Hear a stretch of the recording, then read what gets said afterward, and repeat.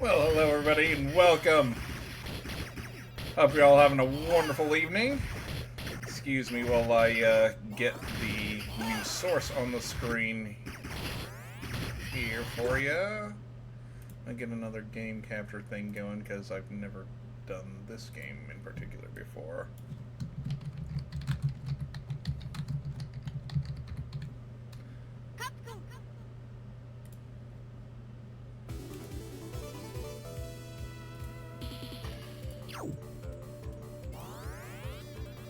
If it'll actually capture. There we go. It actually does. There we go. That's more like it. Thought I'd start off tonight with something a little fast and loose. My little,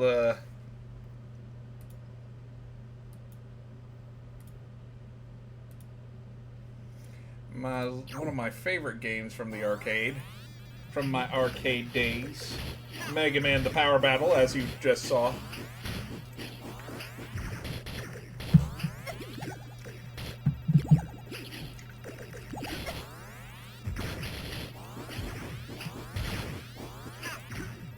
Thought I'd do something a little loose since I know the Pokemon stream I'm doing is probably not going to take too long, especially with what I want to do.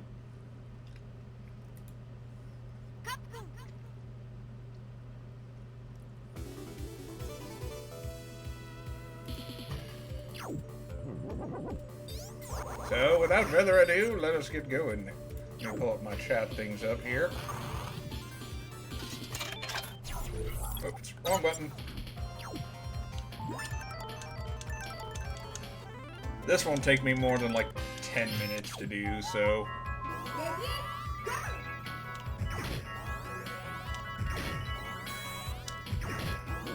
Well, fuck off with your little wintry bullshit.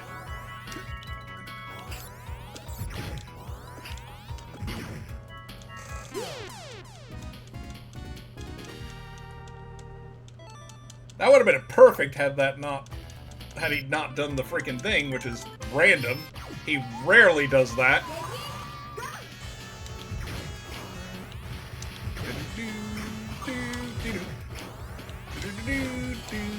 Fuck. Forgot to jump off the wall. Fuck you and your super arm. Oh, fuck you and your fucking bullshit.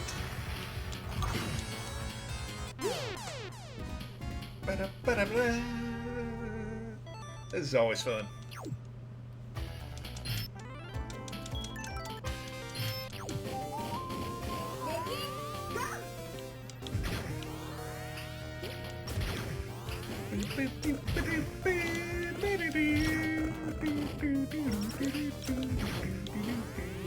This isn't even from this game. And besides, this isn't even Crash Man's theme anyway. That's not until later.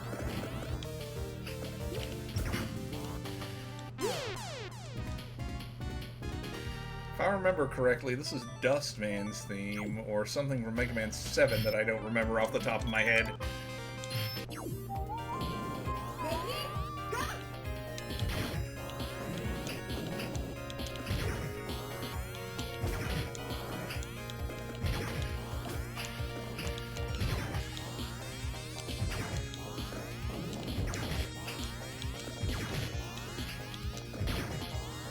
I mean, I could go Bean and just use Ice Slasher on him, but I don't feel like it.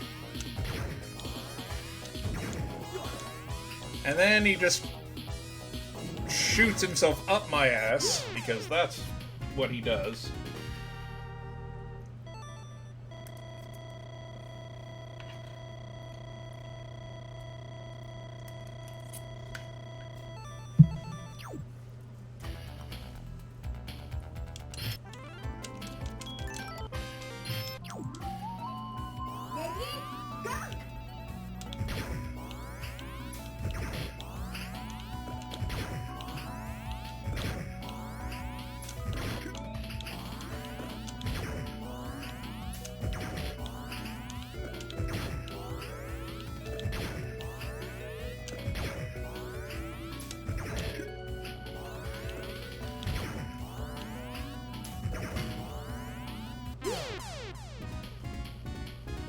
That's not even Cutman's theme, that's Shadow Man's theme.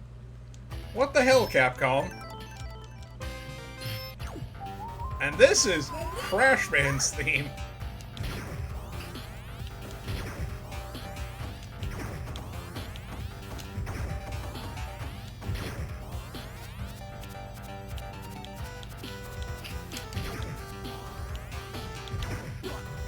You dick.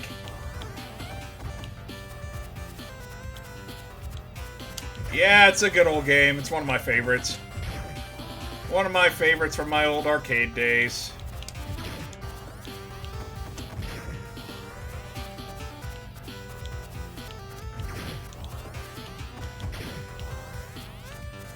Of course, we gotta go with Protoman, because Protoman is the coolest.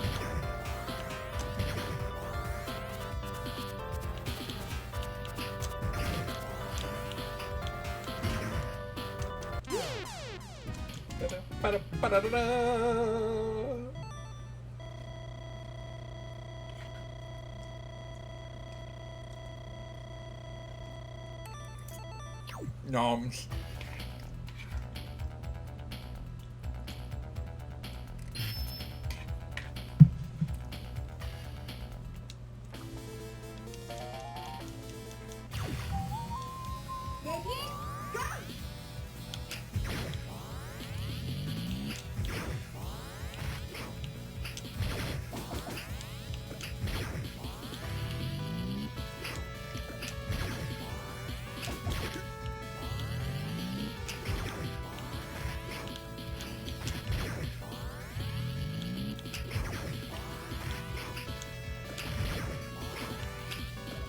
Why are you hopping over there? That doesn't make any sense!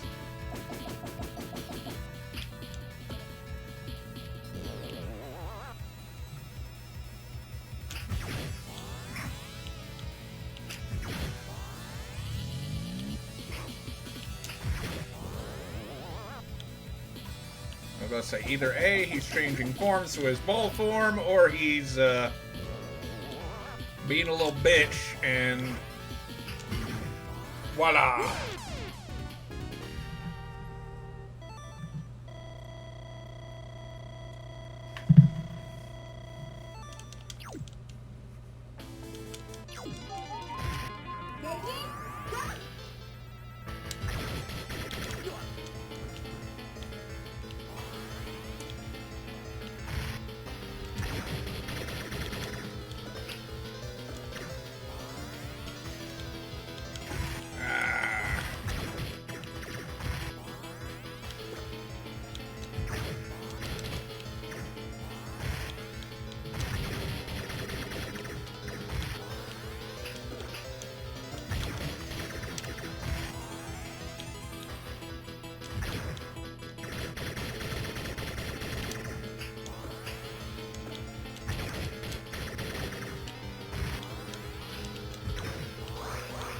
Form 2!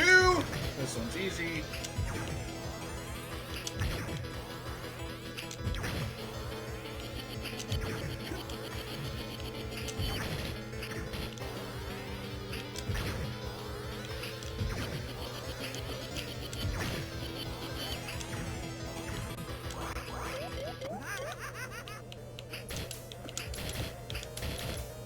Gotcha, Dr. Wywee. Again! Cause you a bitch.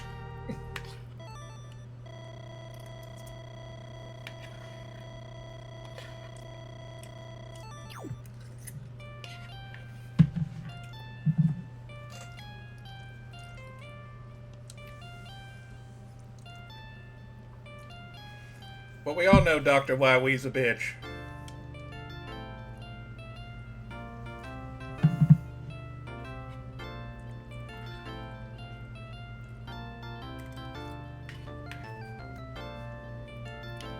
Protoman, who is he? Protoman, Dr. Light's first ever built robot. Just before completion, he ran away and vanished. He appears before Mega Man from time to time, then mysteriously disappears. Is he friend or foe? Where is he off to? No one knows.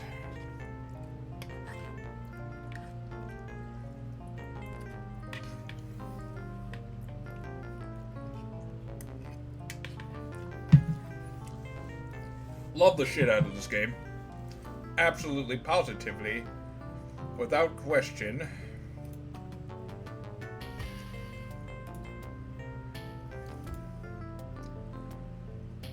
It's one of my favorite games ever.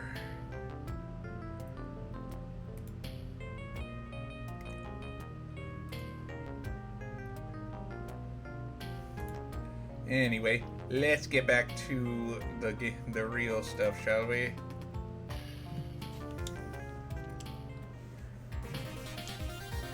Oh, I forgot to enter my name. Whatever, I'll live.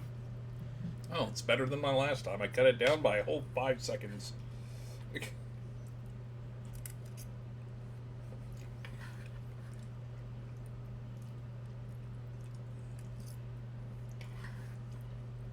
Score sucked this time around.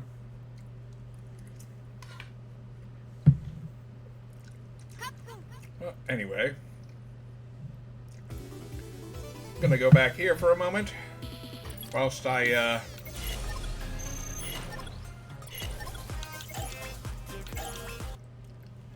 And Tabby's just like, yeah. Alrighty, let me go ahead and get the other thing I got set up going here. First, I need to switch controllers because that will be a thing that we need to do in.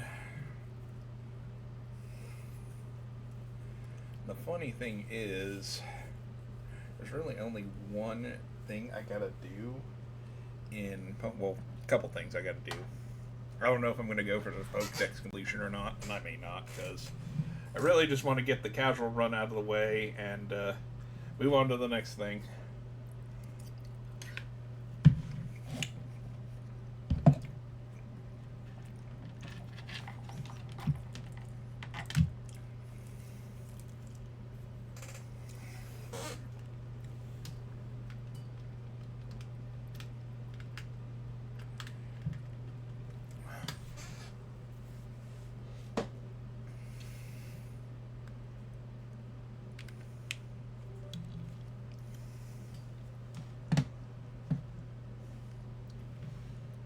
Give me just a moment, folks.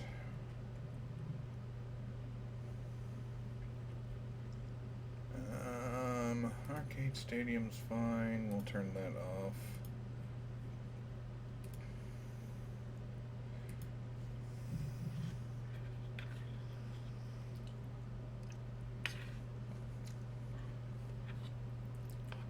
Let myself eat. In fact, actually, we'll take a little quick break, and we'll come back to this here in a little bit. So, be right back. Just gonna eat up and not be distracted by my thingy. So, stay tuned.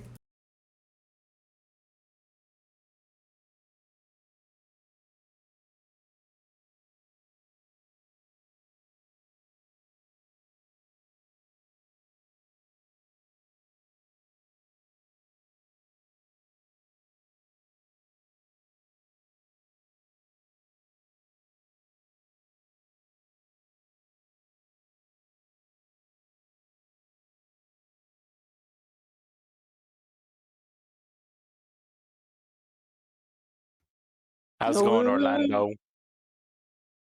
Ooh, do I want to sign up for the 10K next year? Yes. It's only Sign up to run from $55. LA to Miami without stopping. Okay, David Goggins. Because the 5K is only $50. And then run but the from 10K is Miami to 55. London. You gotta run on the water. Like literally on the water. It'll be like Ranma, where it's like, so he Doable. hiked all the way to China, and he shows them literally swimming from Japan to China.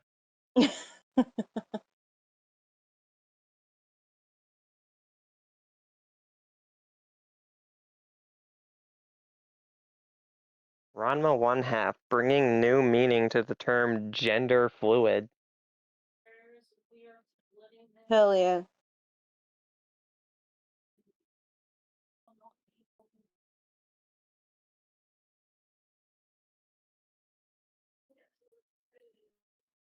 Yeah, 6.2 miles. 11-minute 50 pace. Not great. You did fine, Uh. Sketch. No, this is just a wake-up call to get back into training and running.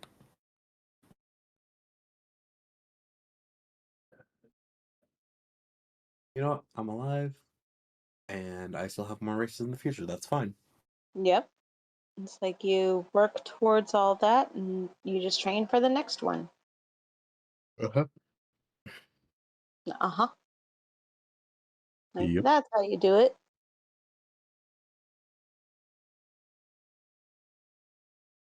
Well, thanks, Orlando.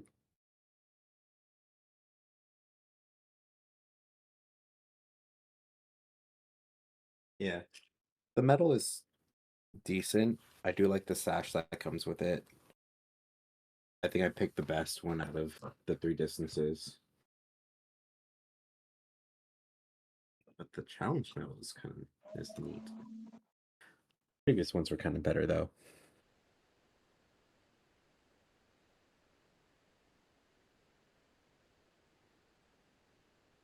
Me for real.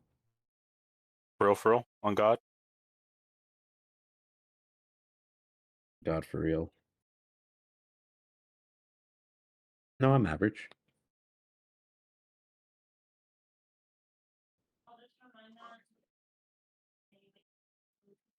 That fucking elevation. Goes like Digital Hill. And then it just I kept don't want to go to climbing. work tomorrow. Me Okay, neither. I that's don't fair. want to go to work either. I'm just glad that tomorrow I don't have to work a full day. I never work a full day. Well, lucky you. I know. Lucky me. But I do have to hop off here because then the little one.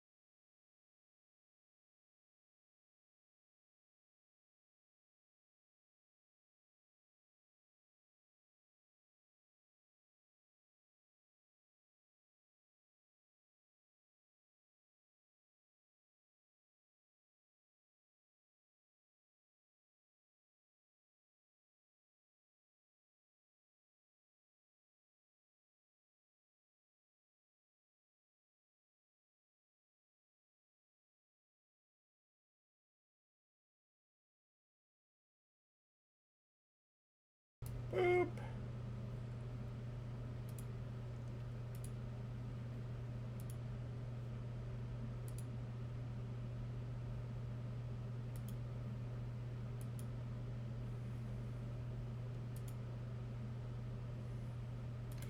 And we're back. Sorry about that, folks.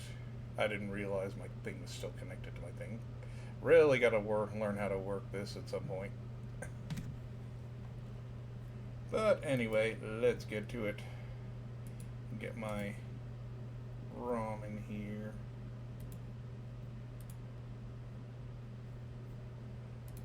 If this will actually work. Let me see here. It should work. Why is this all positioned wrong?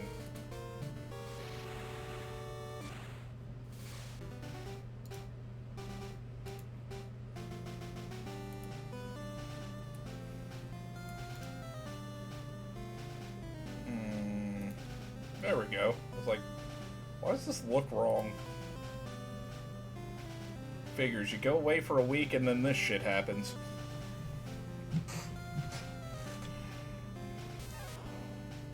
Alright, where's my thingy here? There we go.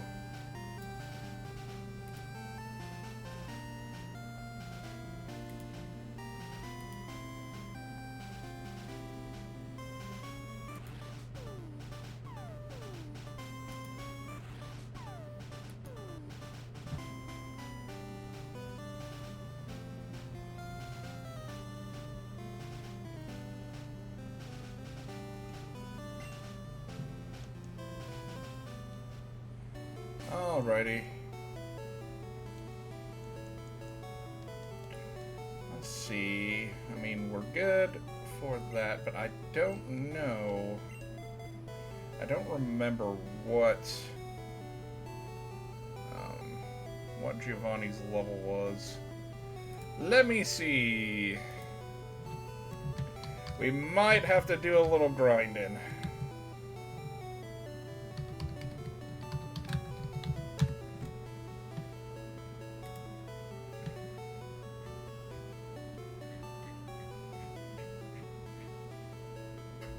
Okay, that's the gym battle. He's level 50 max, so we need to be at least level 44 to 45. We already got 147, but Raichu's not going to do us any good here. Oh, I know, I've got this, but like I said, we're going to have to do a little grinding, it looks like. Which is fine.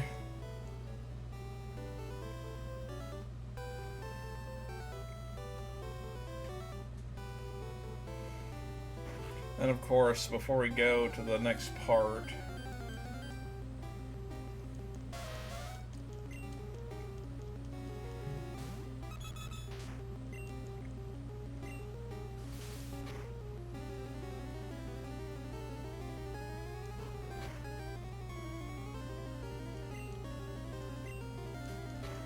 I think the next good move that Tri-Kai learns is agility. Or tri-attack, I don't even remember.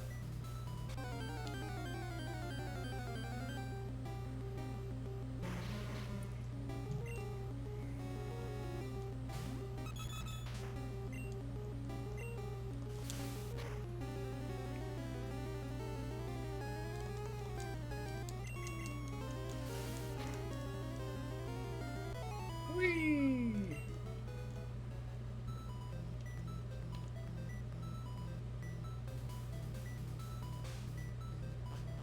Oh, didn't mean to go out. Trying to go back and forth like a good man.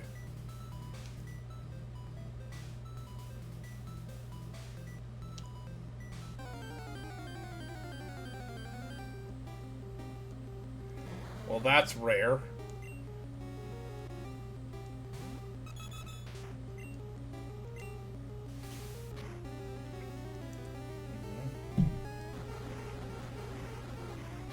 At least it didn't self-destruct, so... But it did poison me. Fuck this thing.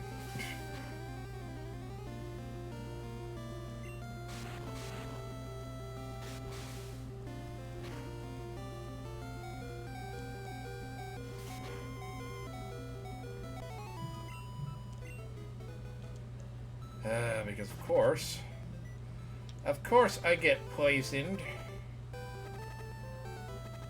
I'm trying to grind it. Damn my freaking Dodrio's low freaking defense.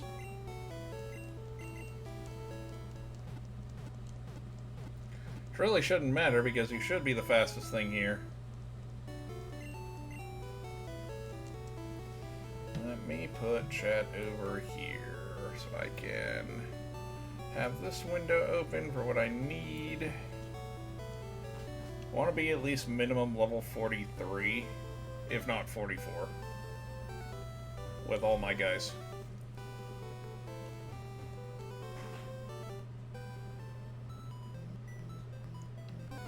I don't know if I'm going to get through all of Victory Road today, but I'm certainly going to try.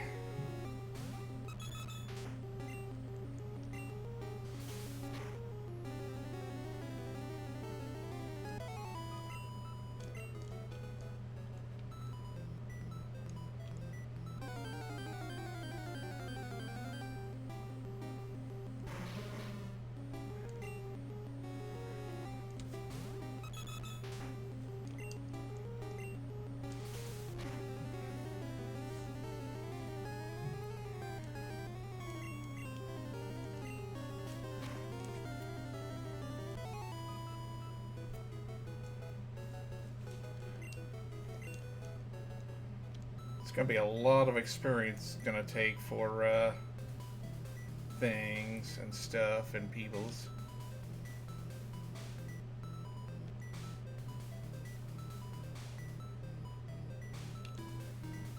Yeah, gaining 3-4 levels shouldn't take too long, I hope. And since I can't ride a bike in here for some reason, at least I don't think I can.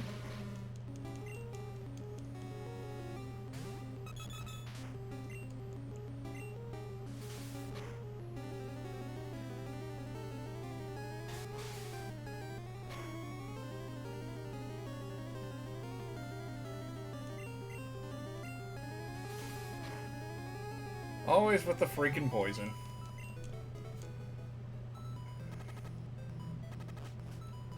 And I don't carry antidotes on me at this point because they're basically a waste of money.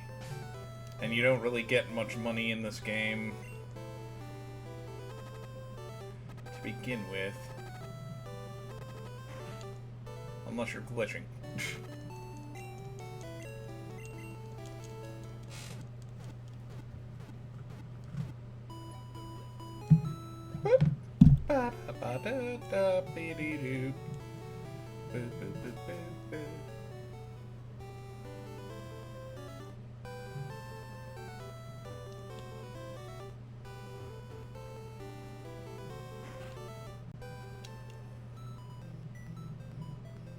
I forgot to change the game on Twitch. Whoopsies.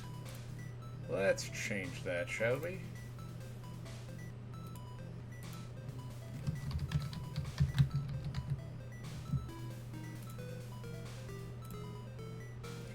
If anything, I at least want to beat the next gym.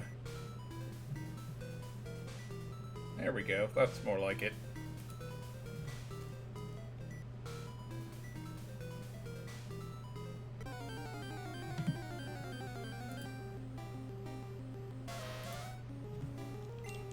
The only thing that's slightly faster than me.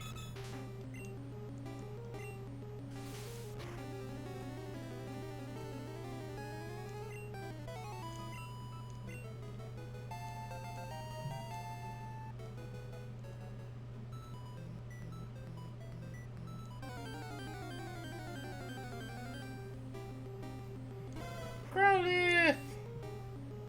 Hello, Growly. You are a good doggo. Too bad I have to kill you.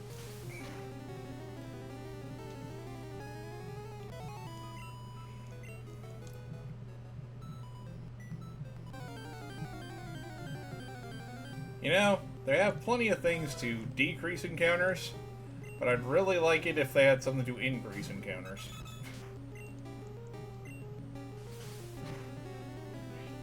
At least in this case. If it's Dragon Quest, that can fuck off, because the Knuckle Dusters give you way too many freaking encounters. Oh, what did I do that for?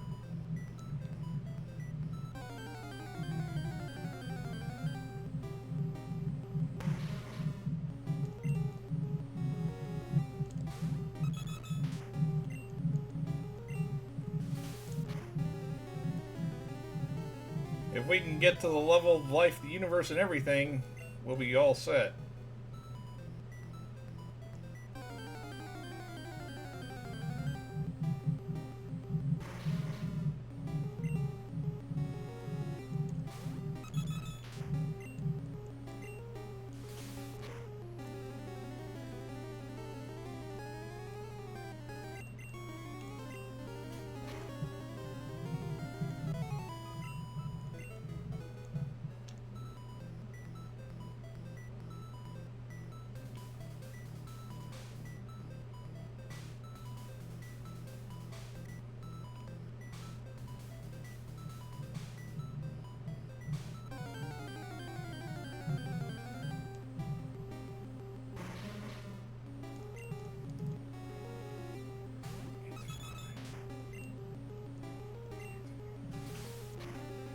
Floof!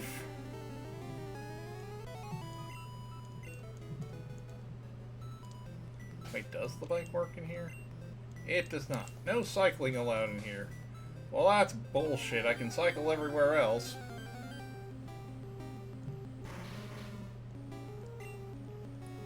That's the one thing I never understood. It's a freaking burned out mansion with some weird people hanging out in it.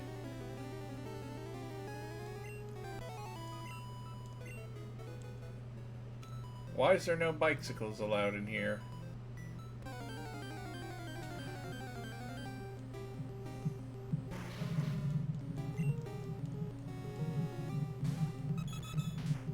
It's one thing I've never really understood.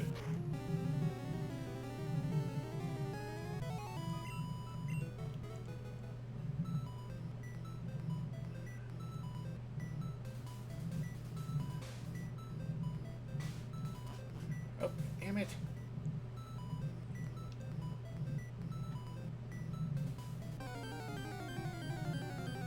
I keep going in and out of the building, and holy cow, that's a wheezing.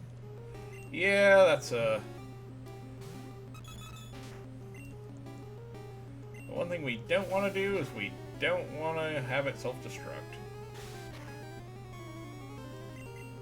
Okay, that's not so bad. I don't think wheezings by themselves are very strong, but nah. Self-destruct hurts like a bitch, if they do that.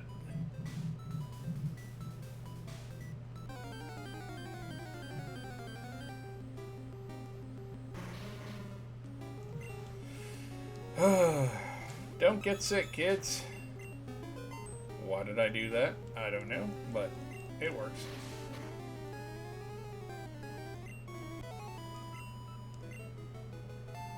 Woohoo! 2 more levels to go. Wait, what were my tri-collect stats? 105 attack, 101 speed. Should be one of the fastest Pokemon here.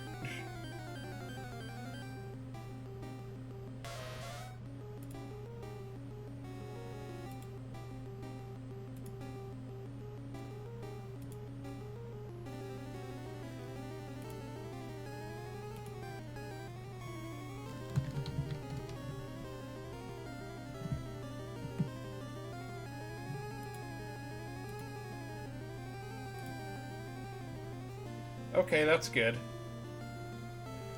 For those of you who don't have any context, we are fostering some kittens. Now that one of them was had a dry nose earlier and she wasn't feeling too great, but she is super floofy and super cute. Yeah, she was. I do remember that.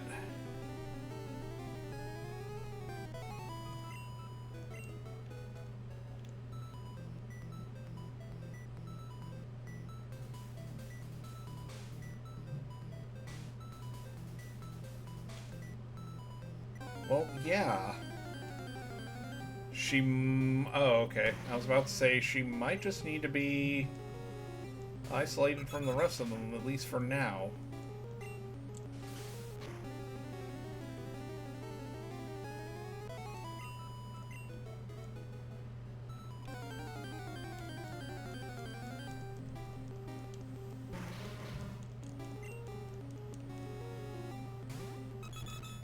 Woo!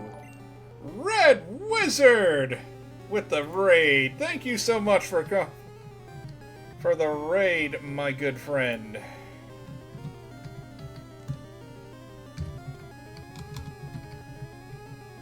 Thank you, Tabby, for taking care of the shout out for me. I do appreciate it. Welcome, Raiders. Hope you're all having a wonderful evening. Those of you who do not know me, I am Sigmund Orlando, the World Wanderer. Tabby, what the hell was that for? But going back, I'm Sigmund Orlando, the World Wanderer. I play a lot of RPGs and explore a lot of different worlds.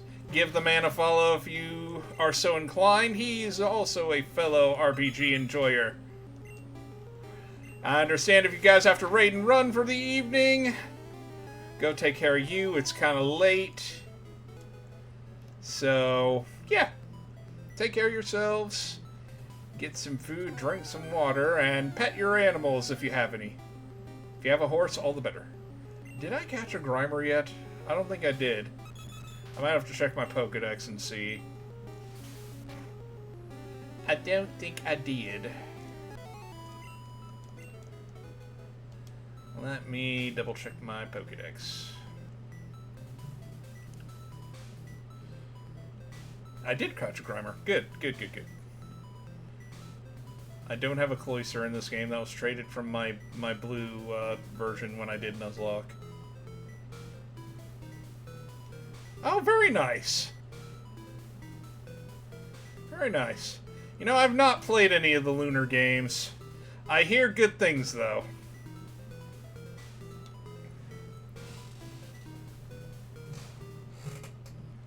You going 100% or...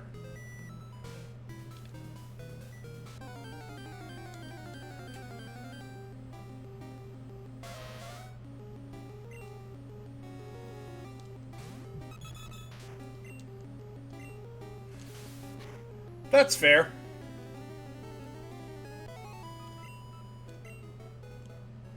Still, the Lunar games are something I want to check out in the future, but I'm gonna get through this list of games I have not finished on stream before I do much of anything new. I mean, I might throw in a new game or two just to kind of break off the monotony, but... Plus, I've got other things in the works planned that I'm still trying to get through.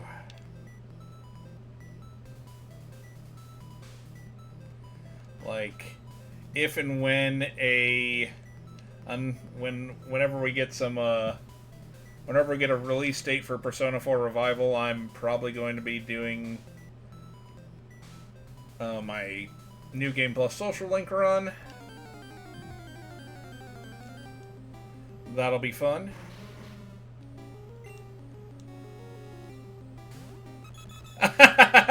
Well, I mean, in a sense, yeah, it's kind of like that, but it's more a list of games that I started on other channels like previously, but never finished. So I decided to compile them all, or at least the ones I can remember, and just kind of go down the list. I've actually beaten quite a few, but there's still a bunch more. And this was among the list because this was from my last channel. I'm just finishing up the run from this game.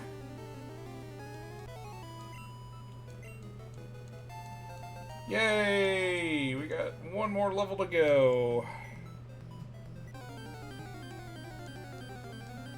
It is my unfinished business list, and then I got another list of games of that I've rage quit in the past. Giving them the old college try, as it were.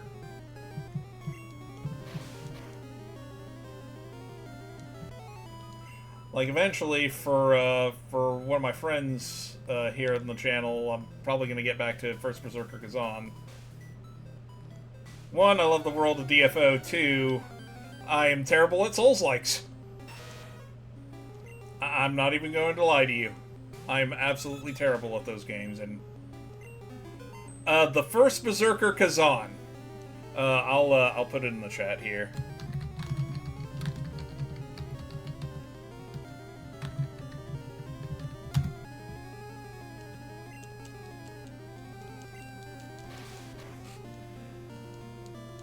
If you like Dungeon Fighter Online, and you like Berserkers, and all that stuff, that's the one. It was released early this year.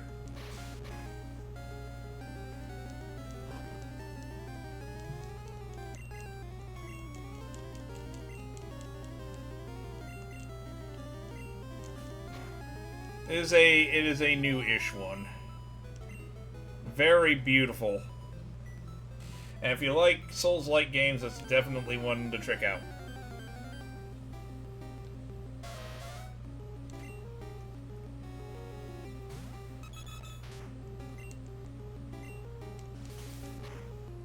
Well, that's perfectly fine, man. A lot of the new stuff nowadays isn't quite that interesting, at least as far as the AAA big boys are concerned. Not a lot of them. There are some.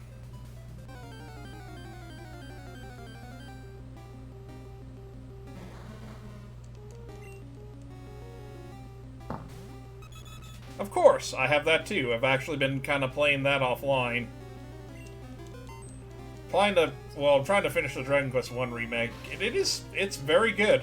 I do like it. Will I eventually run it for the channel? Yeah, probably. Just not right away.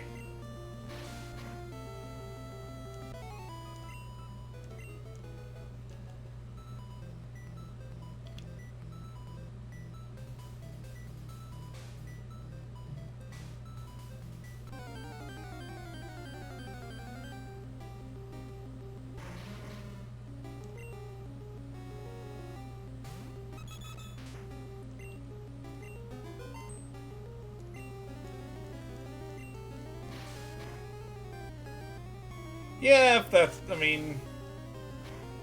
It's fine.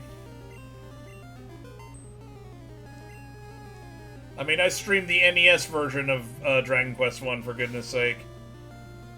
Because that is one of the only versions of the game I've not beaten. I've beaten the mobile port and the Switch version a bunch of times. And I beat the Game Boy Color version, which is considered the hardest version of the game. And then they came out with the mobile port or the Game Boy Color version?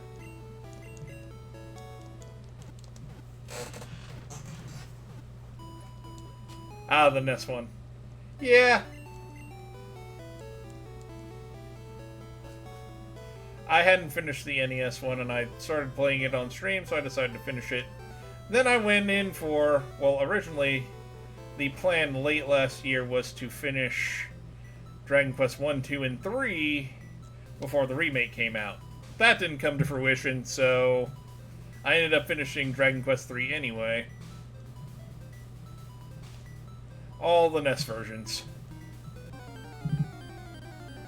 I haven't quite finished the Game Boy Color version of Dragon Quest 2.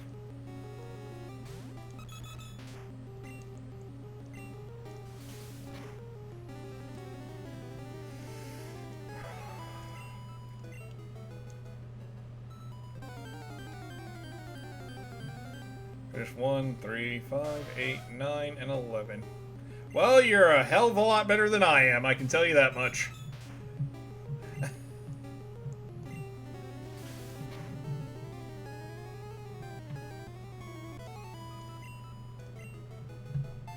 And there we go. We got to the minimum requirement. We're going to switch now.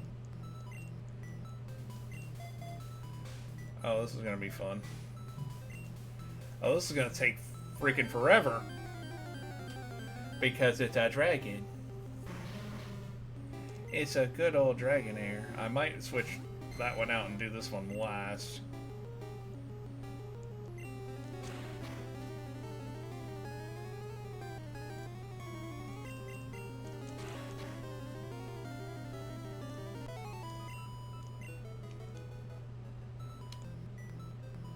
Because of how long it takes to raise dragon Pokemon in general.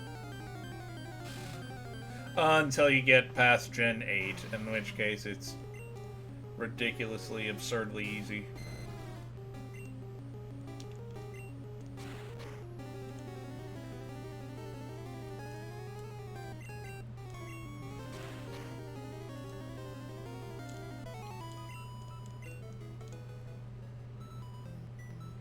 So when I'm playing... Oh yeah, 8's very good. I still have my original PS2 copy. Now if I could get a proper capture device for it, I would run the game from actual hardware.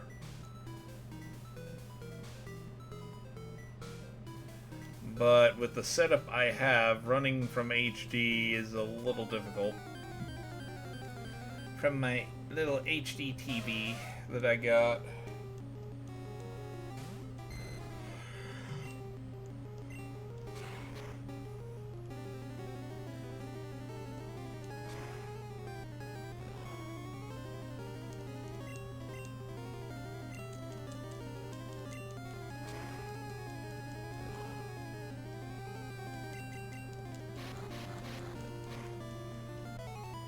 post-game is the Dragovian Trials, if I remember right.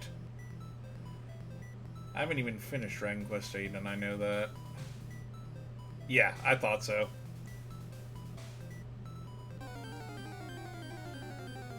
Because of the little extra scene with Princess Medea, which is absolutely freaking adorable.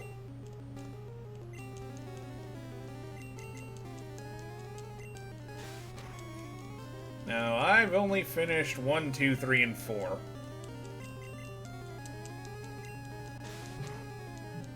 Not necessarily in that order, but I did.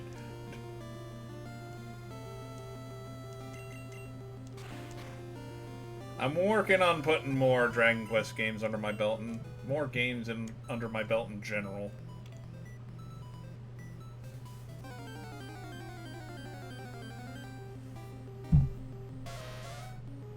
I mean, I see you did 1, 3, 5, 8, 9, and 11, so...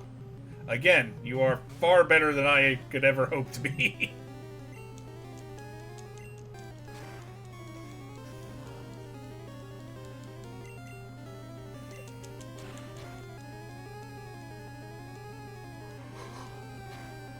Eight, then 1, then 5, then 3, then 9, then 11.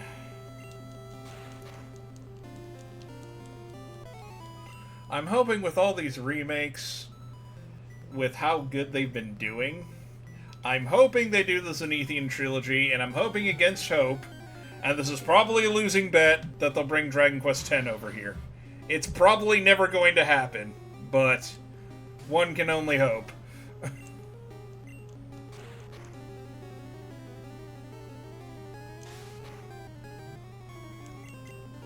I know Dragon Quest X's an MMO, but still.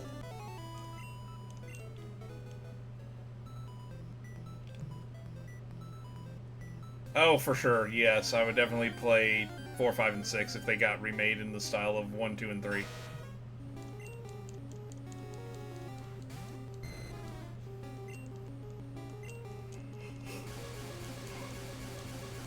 I know this because a certain kitten in my chat absolutely adores Dragon Quest V.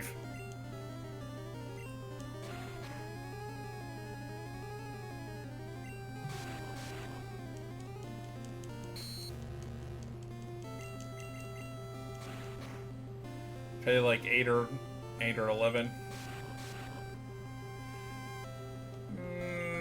Maybe this is gonna come off as biased, but I would far prefer 8 if I'm being honest.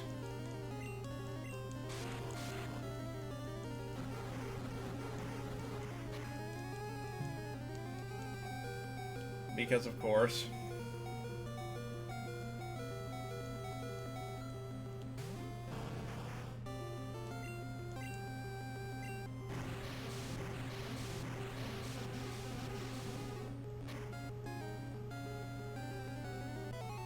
Absolutely.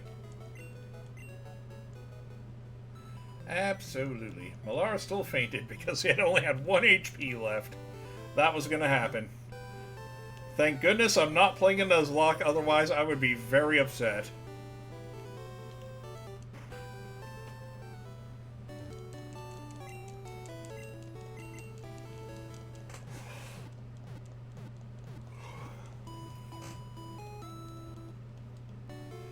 But, I mean, if anything, if we get it, like, in the style of the 1, 2, and 3 remakes for the Zenithian trilogy, I'd be okay with that, too.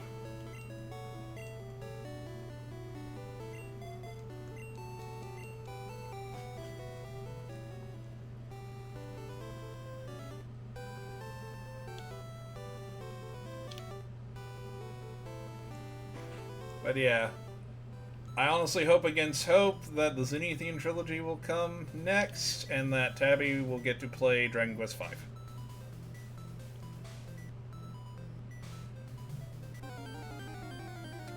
And if it does, for shits and giggles, I will do the Deborah route. Because I've done it on the DS version, and it is absolutely hilarious.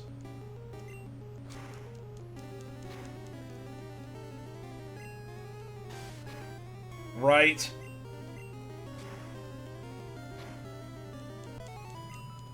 I must confess, I think them remaking 7 for a third time, Deborah's my first and only choice.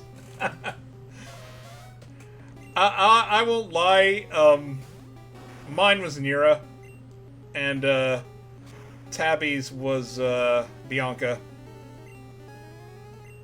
Why did I use Ember on a fire Pokemon?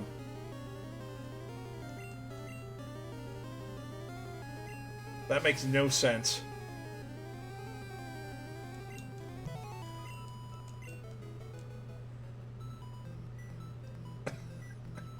I just love what the father says. Thou art truly have a heart of a lion.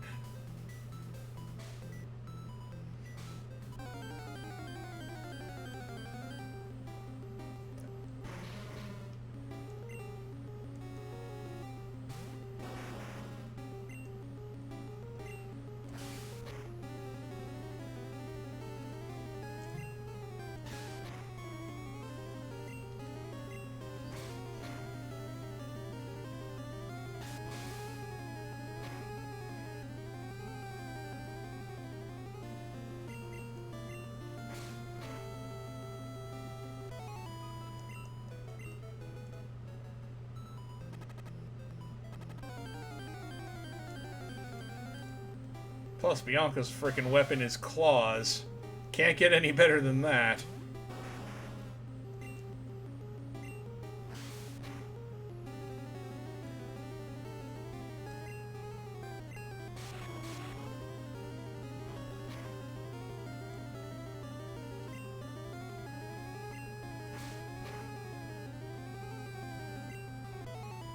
Right. Then you go play the original game and you're like, oh.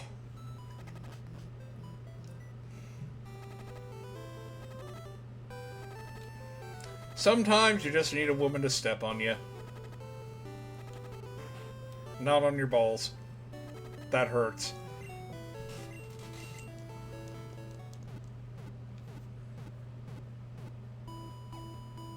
Boo, boo, boo, boo.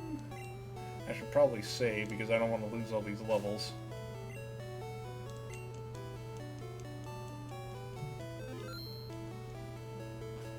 Protoman wasn't especially great, but her strongest shield was a... Well, yeah. I mean, she had claws, but didn't she... Compared to, like, Bianca, didn't she have, like, the higher strength? I don't know if I'm remembering right.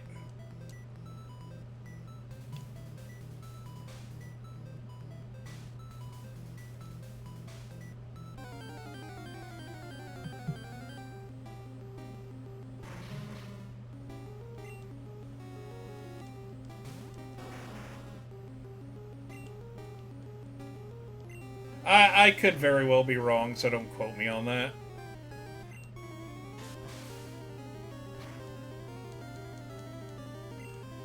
Good, I didn't get poisoned.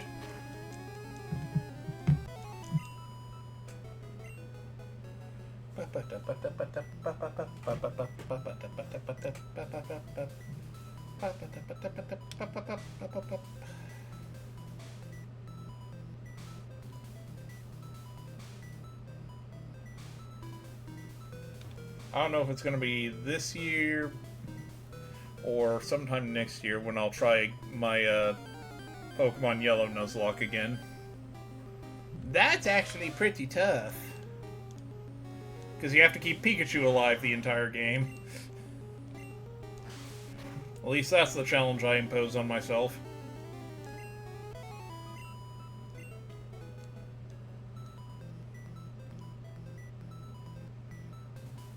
And of course, the place where I lost was arguably the hardest part, the hardest Gary fight.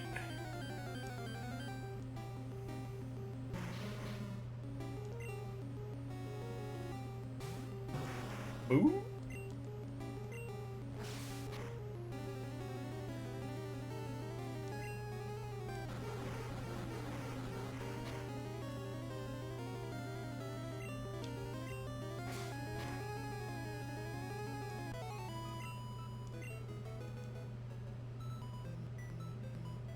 I forgot that Agni had, like, was only level 38 in this.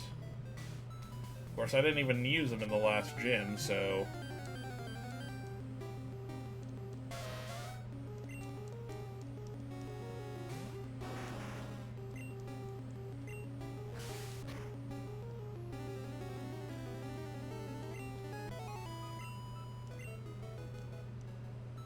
Because I believe if you were in Dragon Quest V, if you had Bianca as a wife, you were fairly balanced, or had one stat that was really, really ridiculously high for your kids. With Nira, it was magic, and Deborah, I forget. It's been a while.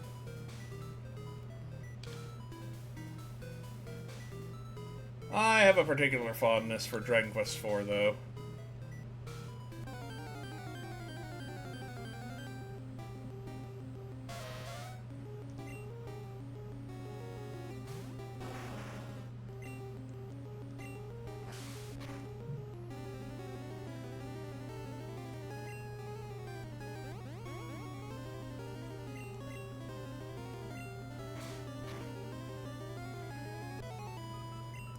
Yeah. I thought that was the case.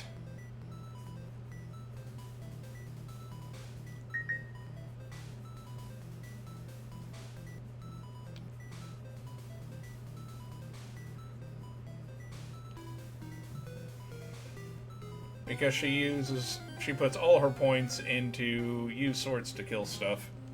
Which is where I put all my points to.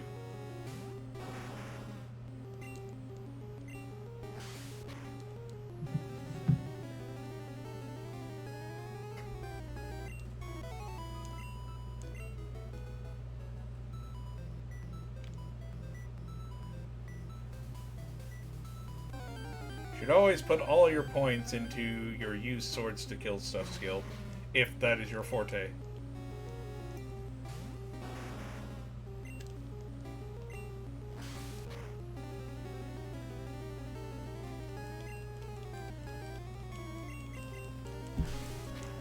Whee!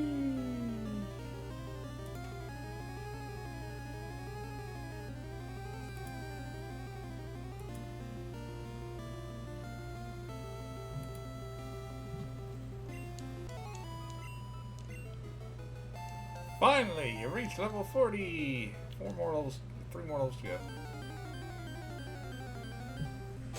Yeah, I know Neras are relatively weaker, but I think she has the stronger magic if I remember right.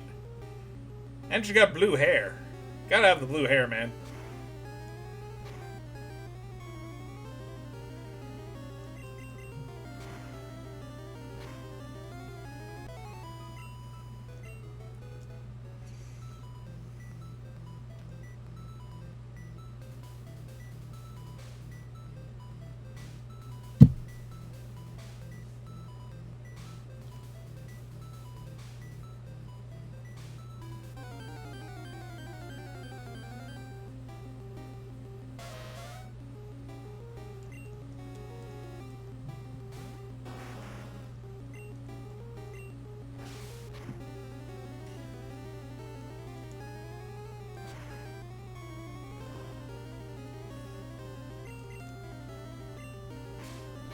Scratch.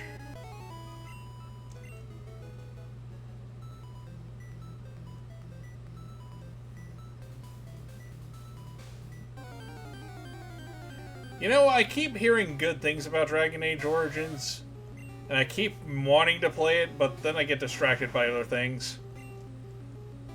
Because you enjoy good games just like anybody else. That would be my answer.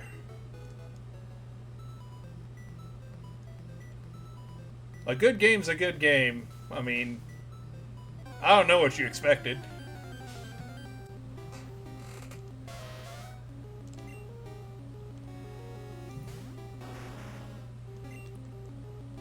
I mean, hell, once I get to 50 games on this channel, I'm probably going to be playing one of my favorite games of all time on this channel.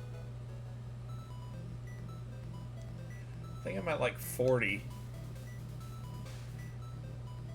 And again, most of those games are Doom games, so I'm not sure if that counts.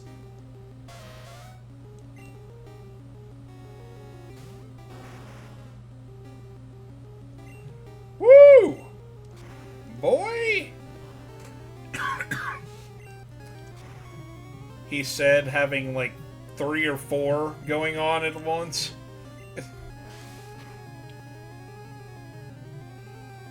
I'm doing a test run for my social link run in Persona 4 right now.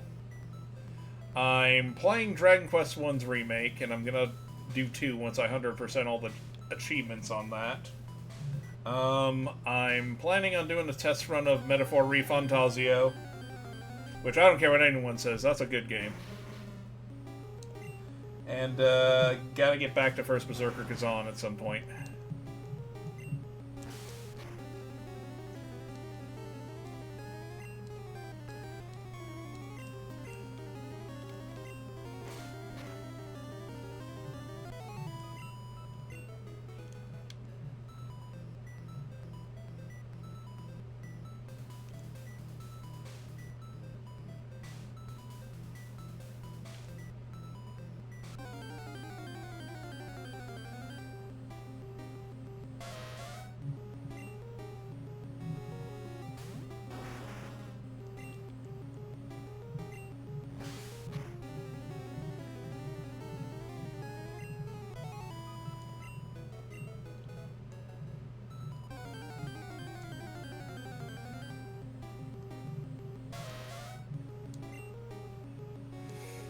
My plan in December, once I get this done, is to finish up Yakuza 0 and possibly play Parasite Eve in December. Because that is a Christmas game, I don't care what anyone says.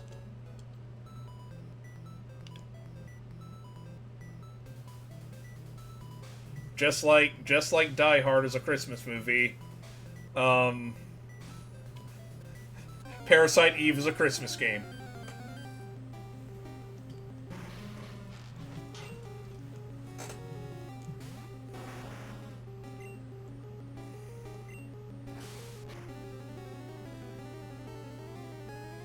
Ninja Gaiden, very nice. Ninja Gaiden NES, Devil May Cry. I did run through Devil May Cry 5 on here, but I did it in human mode because I was really frustrated and just wanted to get through it. Feeling really depressed for some reason, and when I get really depressed, I either brood or piss myself off so much that I have to beat a really, really tough game that I've been trying to beat. I'm kind of weird in the way I deal with stress.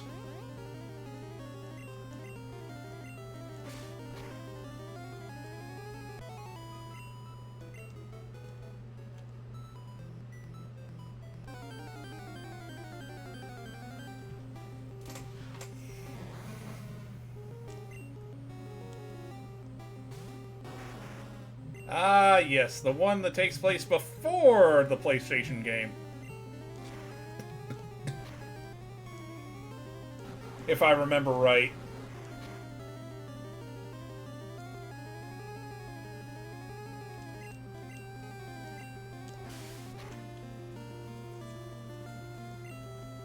Because if I remember right, the Japanese doctor that appears in New York City in the game is from the novel.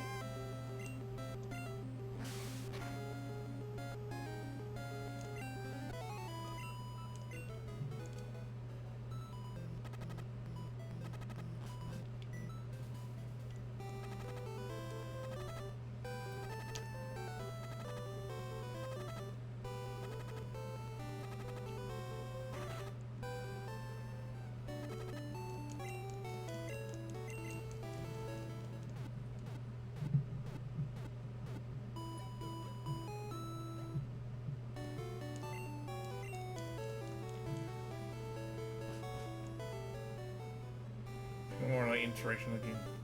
Ah, okay. Huh, I thought it was.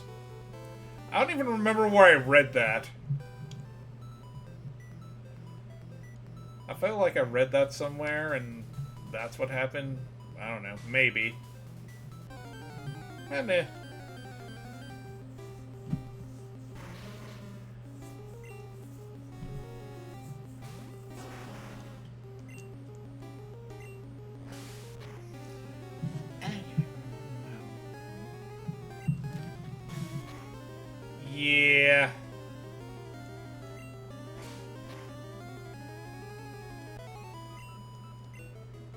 again, the only Japanese novel I ever really remember reading were the Digital Devil Story novels. Yep. Digital's Devil Story novels were really good, short as they were.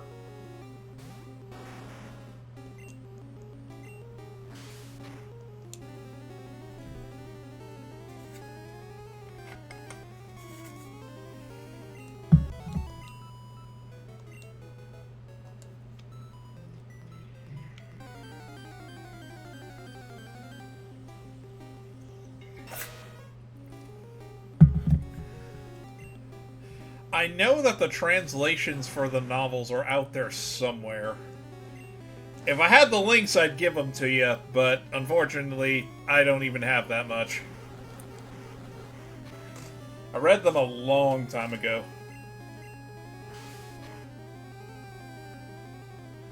I think at the time I was reading it. Same with Tabby. You and Tabby would probably get along great.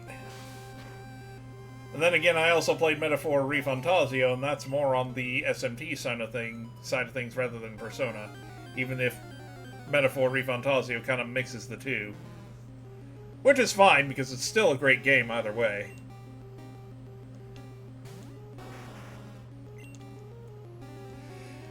I'm more big on the Persona side of things, but that's just me. And this is why I try, whenever a new SMT thing comes out, I always try to get whatever console's coming out on for Tab, because I know she loves those.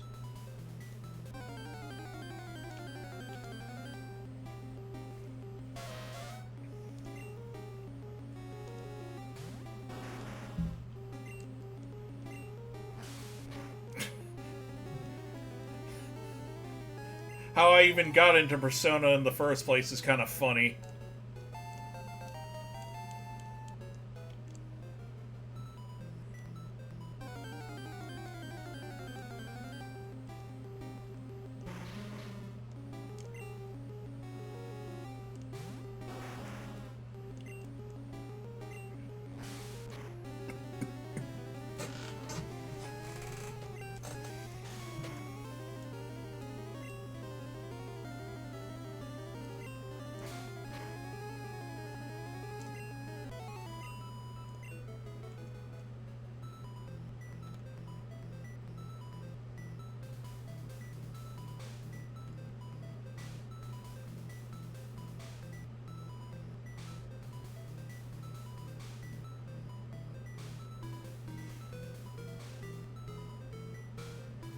Yeah, that was really my first experience with Mega 10 as a whole, SMT.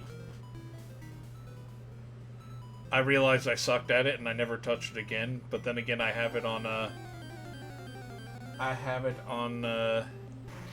my SNES.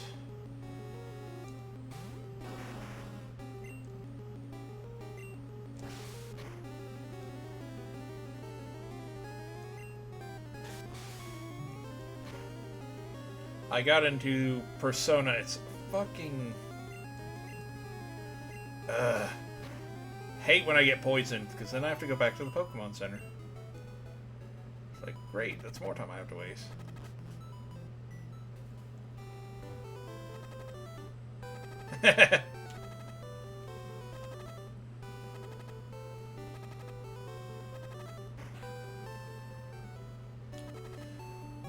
My first experience with Persona was a series of videos on YouTube called This Is How You Don't Play, depicting a certain infamous video game player who was absolutely terrible at the game. And in my usual stupid fashion, thinking I could do better than he could, I picked it up on my PS3 and, I don't know, kind of never went back after that.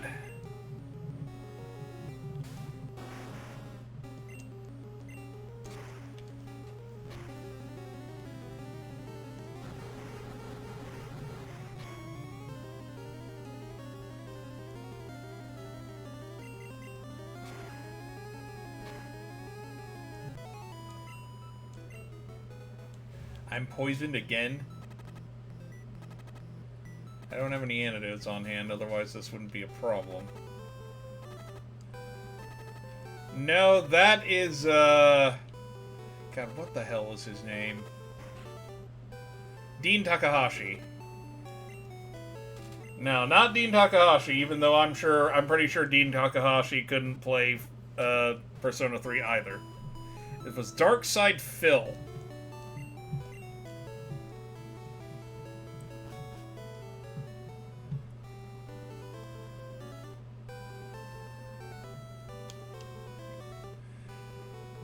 Dean Takahashi was also the guy who couldn't get through the first level in Doom 2016.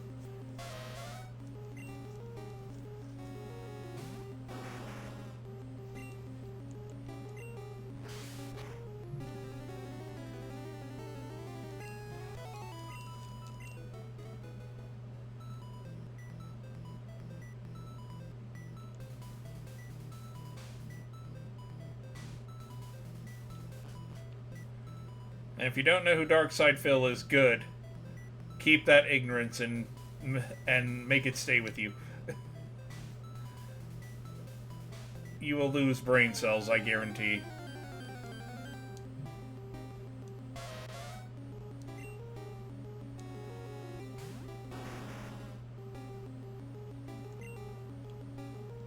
I know, right?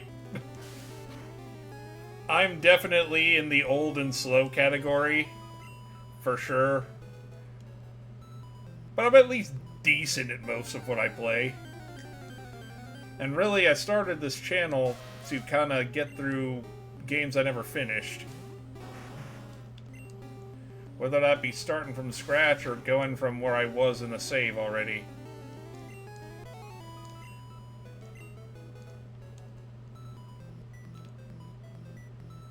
Exactly.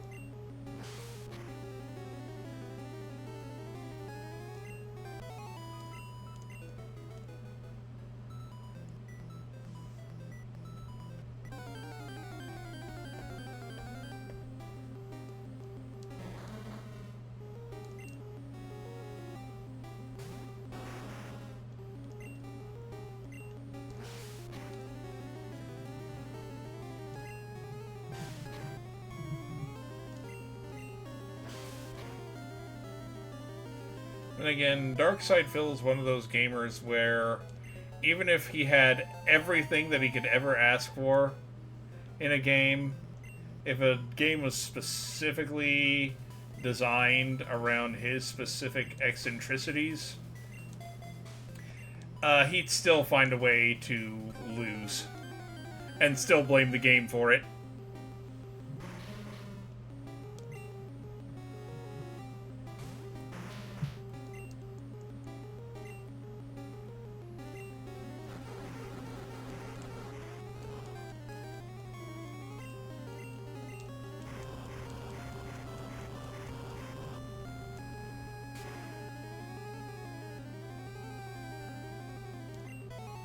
Exactly.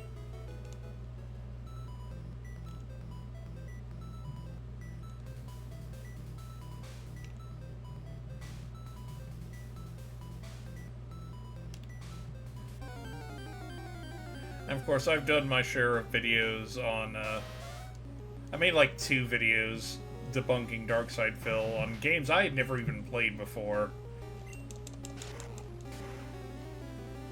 Like Sleeping Dogs, for example. I figured out the solution to one of the things he got wrong in his original Sleeping Dogs run. And I did it on my first try. Never having played the game before. I'm like, this is easy. How could he mess this up?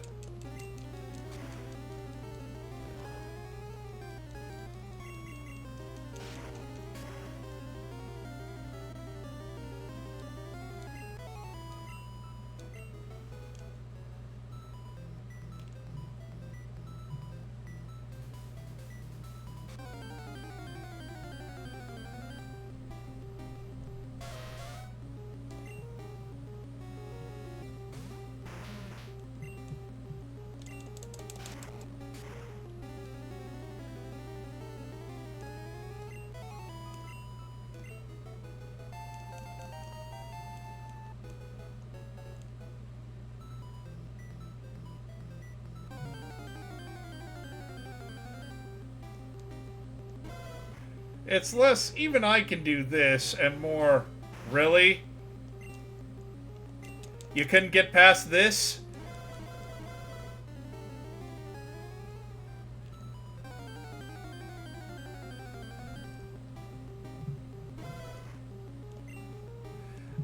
I mean, that's unfortunately a terrible habit of mine. If I see a game that I'm interested in, it's the same Growlithe that roared at me before. But as I was saying, if I find a game that I'm interested in and someone's doing terribly at it, I always run it just to see if I can do better than the person I was watching. It's a very bad habit of mine, and I'm trying to break it.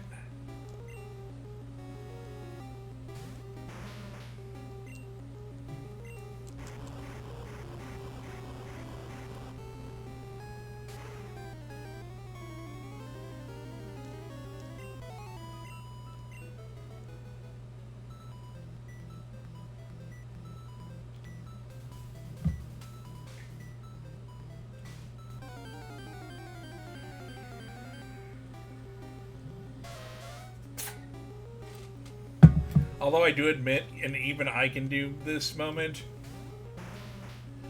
God, what was the one game?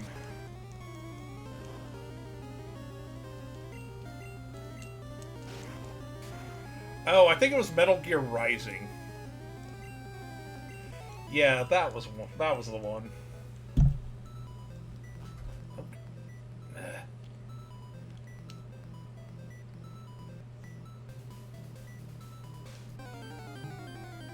In particular, we're playing Muse Dash, playing pinball the other night, and we had a Muse Dash player come by during the stream, and we had a good look. Haha, nice.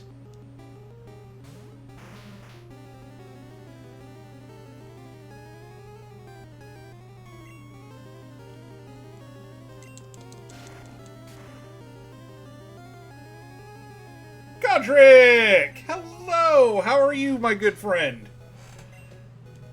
How are you this fine evening, sir? Hope you're having a lovely evening, morning, wherever you are in the world.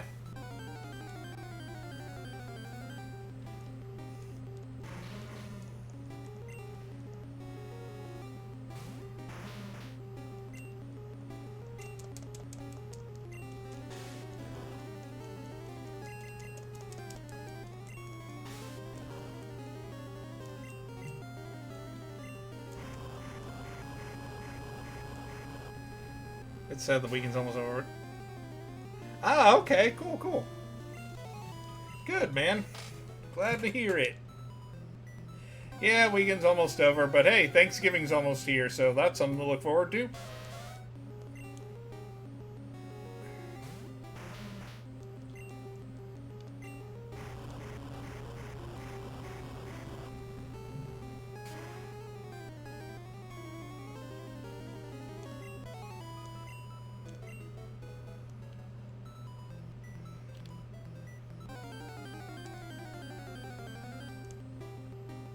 Yeah. Yeah, I remember that. I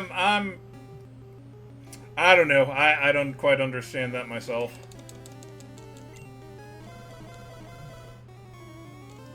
Yes, doggy, roar at the giant rock.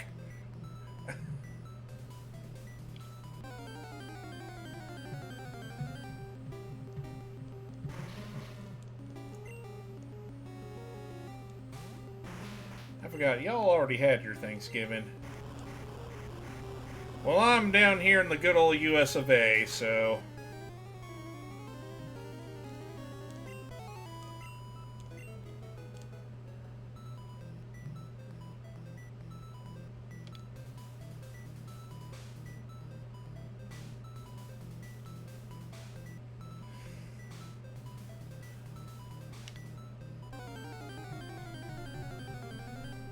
Now, I've seen Muse Dash, but I couldn't do it.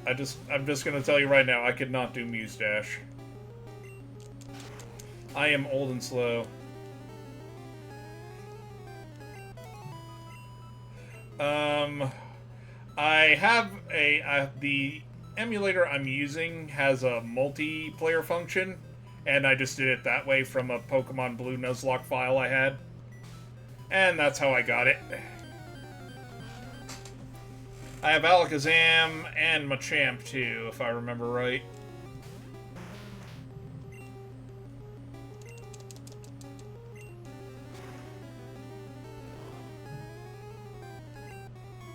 Alakazam, Machamp, and there was one... I thought there was one other one.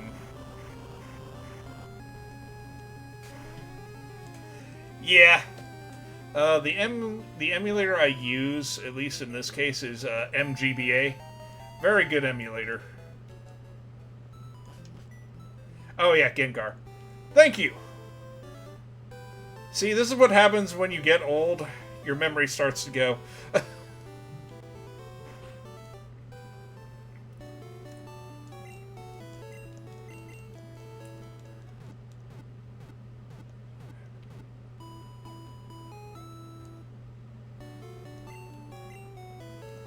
But yeah, Thanksgiving is happening a week from Thursday. God, I can't believe we're already to that point.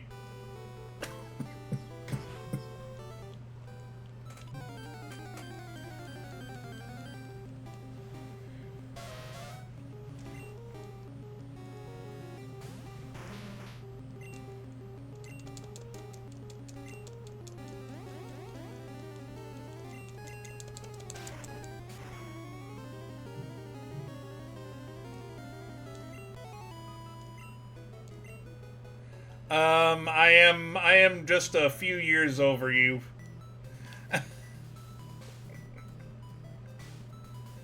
Just a few.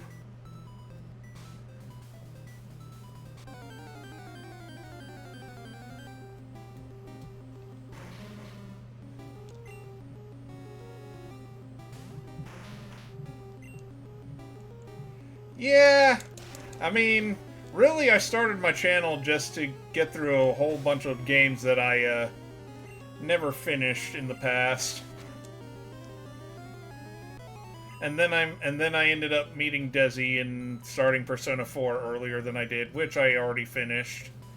Now I'm planning a second run of that for when Persona 4 Revival's release date gets announced. I was just going over with Red Wizard about one of my really bad habits. How if I see someone playing a game and I know I can do better, I always just pop it up and just go through it for no reason. And then before I know it, I finish the game and I'm like, wait, what happened? It's a terrible habit of mine and I'm trying to break it.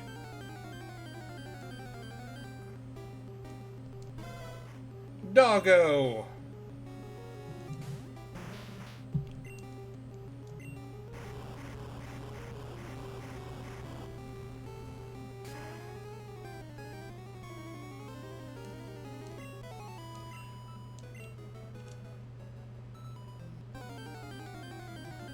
Oh look, doggos. No, it's just a giant ball of gas. You know, I saw a thing on X one day, someone made a wheezing incense burner. I thought that was the coolest shit ever.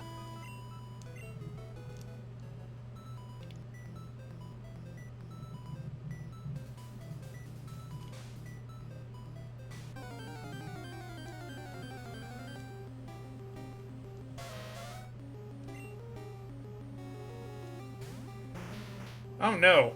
The original intent of my playing Persona 4 was actually to help Desi and show her, hey, this is how it's done. Because I saw that she was having trouble on Shadow Yukiko.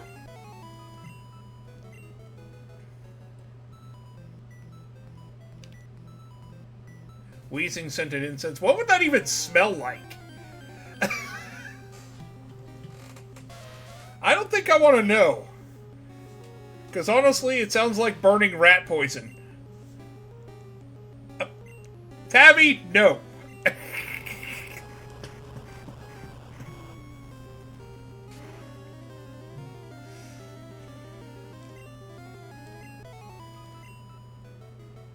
Poison smog, not great for sure. Yeah.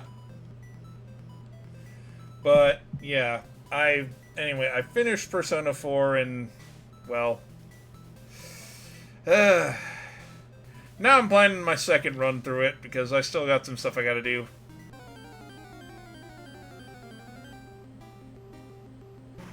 Really, Tabby?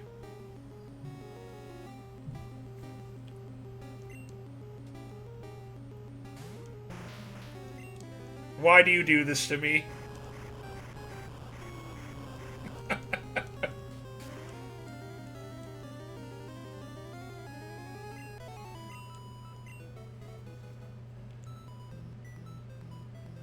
Somebody will, I can tell you that.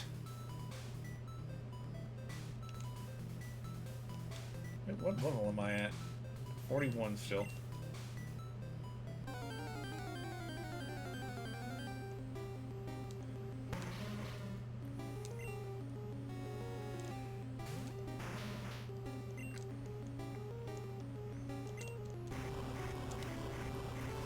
In any case, also, Persona 4 Golden was kind of on my list of games to finish too. Because I remember starting it one stream and then just never picking it up again, so...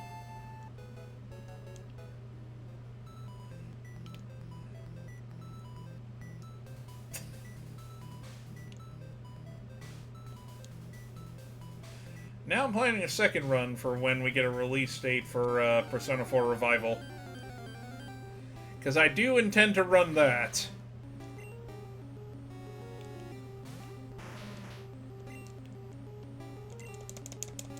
This makes me wonder if they're going to bring back the original cast for it, which I doubt. Or if they're going to do an entirely new cast like they did for Persona 3 Reload.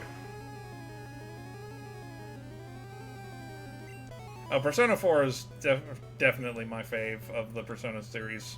Of the games I've played, which are 1, 3, 4, and 5. And only 2 of those I've beaten.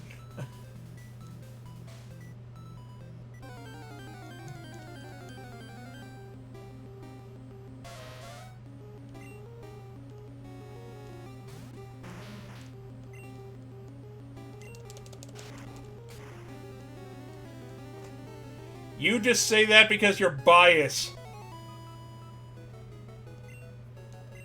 Yeah, I really don't understand the logic. Yeah, but at least I don't try to hide my bias, Tabby. I don't understand the logic of them not including Hamako.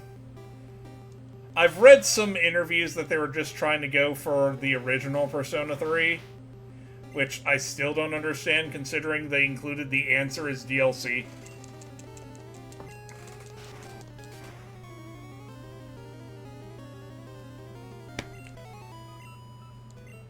Whether or not Hamako is canon is kind of irrelevant considering you added Hamako in Persona 3 Portable.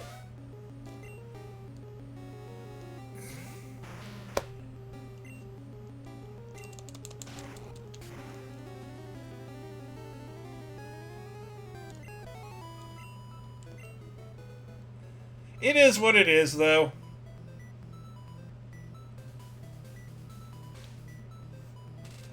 I will be surprised and disappointed if they don't put in Marie for Persona 4 Revival.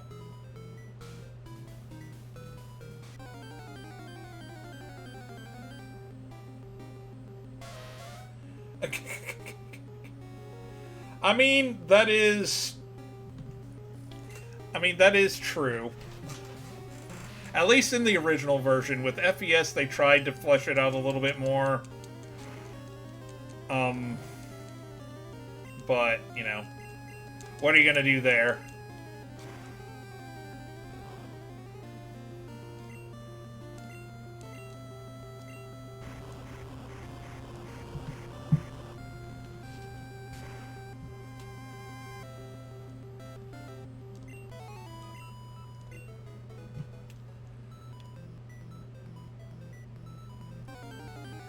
But it is in the plans, not right away, but I will probably do a test run of the first Persona game, particularly the PSP version, because that has the 2 quests in it, not like the PlayStation 1 version, which doesn't. It only has the Sebek quest.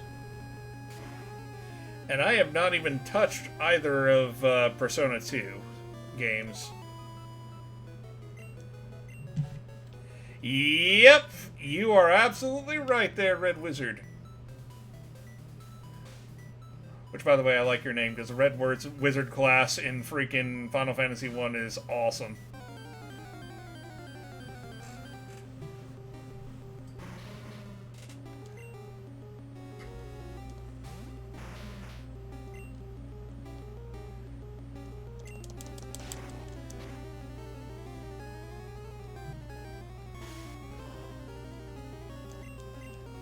Huh, 1 damage.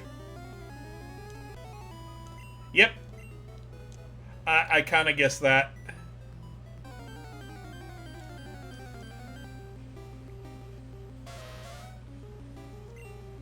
That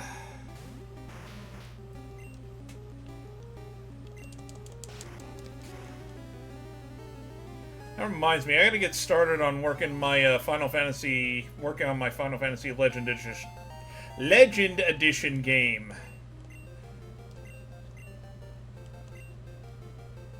I'm just grinding, yeah, because I'm going on to Giovanni's gym. Nah, I'm not gonna learn Explosion.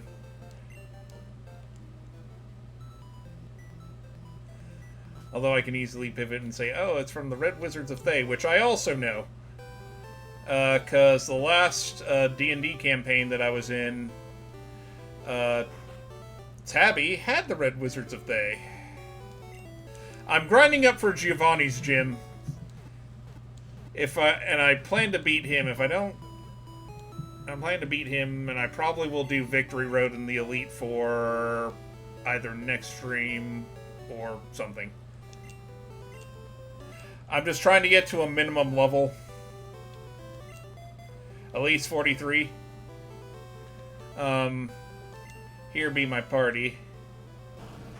He's a Blastoise. That's 1. My Golem. My Dragonair. Or I can be like, oh, it's from the episode of Generation 1 called The Red Wizard. Now that one I wouldn't know as clearly. And then there's my Charizard, of course. And then my Dodrio. A flightless bird that can learn fly. And then my Raichu.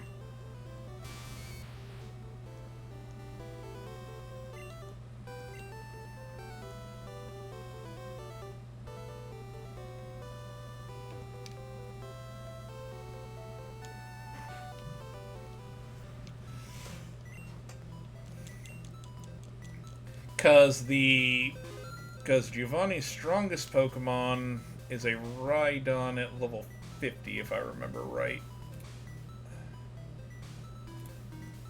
Yep, it's a Rhydon at level 50. I figure if I get level 43 between the gym trainers there and Giovanni, I should be around level 45 by the time I get to him. So...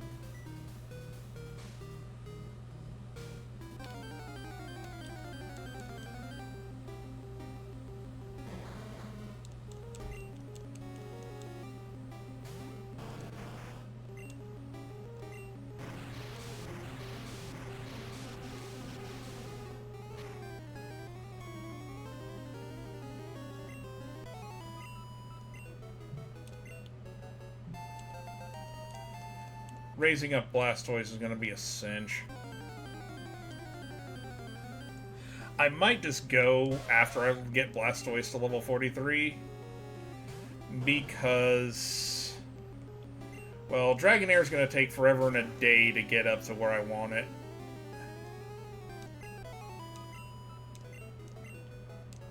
That is a lot of boosted experience. I forgot how much trade Pokemon grow so much faster.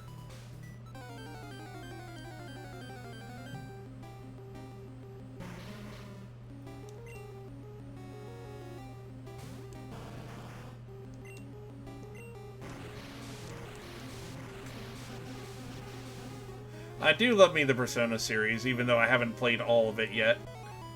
I like what I have played, I will say. Even if 1 and 2 and Eternal Punishment are completely different games from the visual novel-style dungeon crawlers we see in 3, 4, and 5. They're all very good games.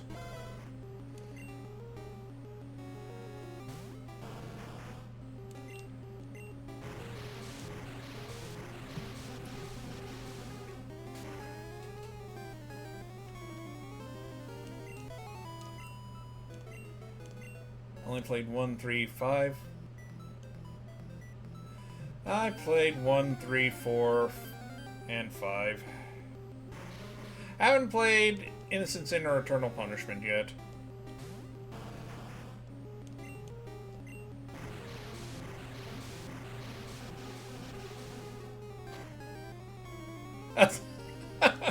Now, Godric, let's not be mean.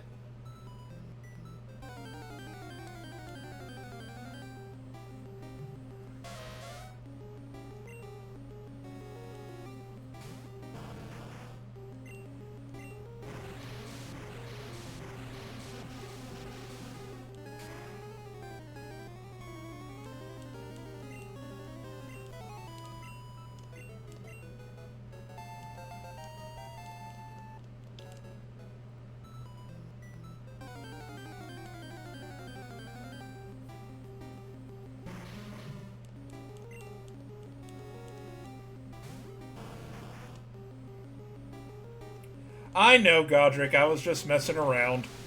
You do you, man. 1, 3, 5, 8, 9, and 11. You know, I still have my 9 cart somewhere. I just need to find it. Because that's a Dragon Quest I need to finish, and I'm near the end, but I've just been grinding out classes.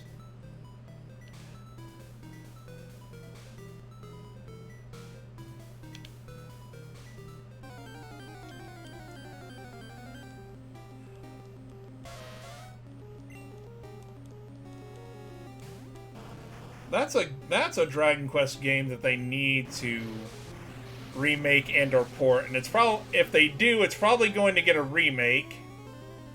Dragon Quest IX. Tabby and I used to play that a lot together, especially doing the treasure map stuff. For real there, Red Wizard.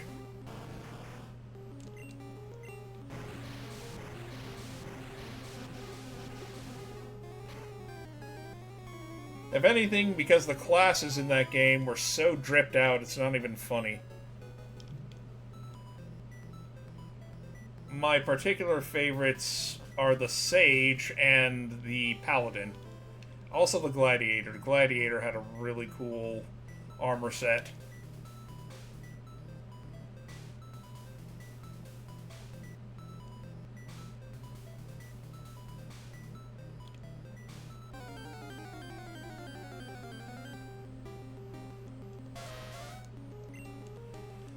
Then again, I played Warrior because the way I built my Celestrian was around tanking. Because that's kind of something I like to do in, like, if I play MMOs like Ragnarok or Final Fantasy XIV or something like that.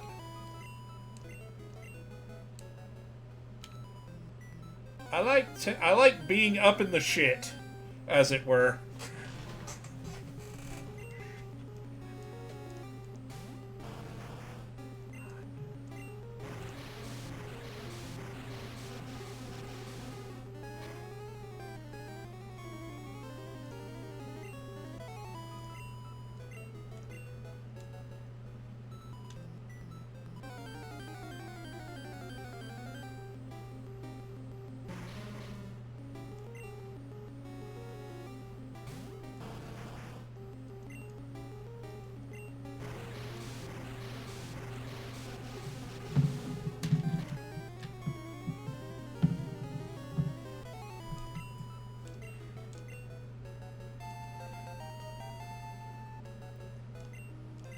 Skull Bash.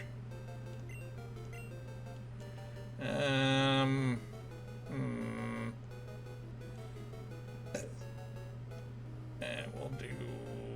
We'll do bubble.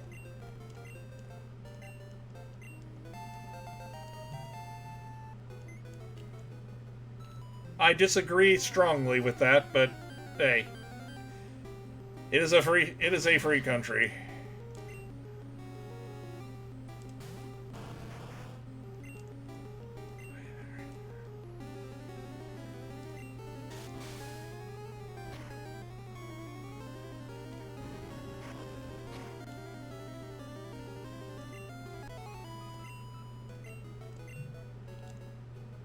And that is why I disagree strongly.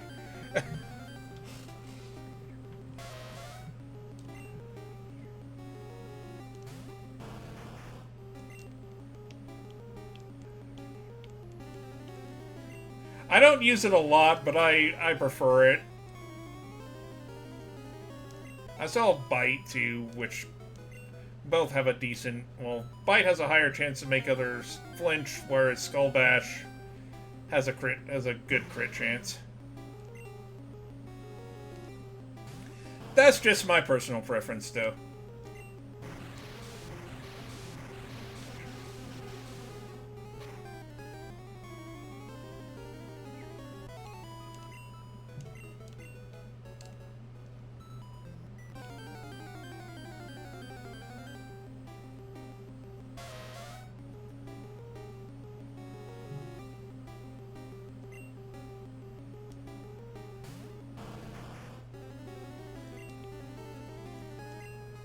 Alright, I'll do it in the next gym battle. How about that?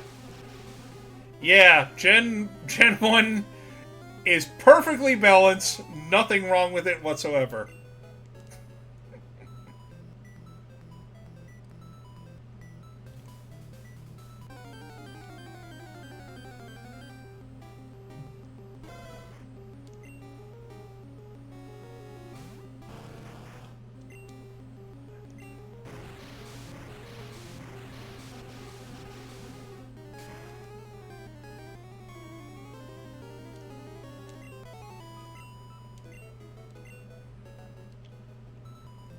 Yep. Gen 1 was something.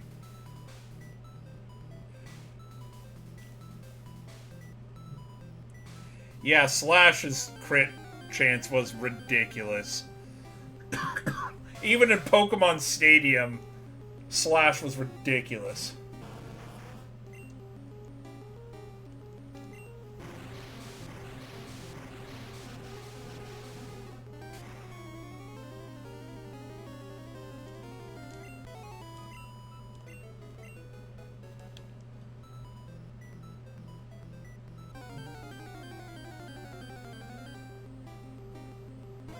Doggo.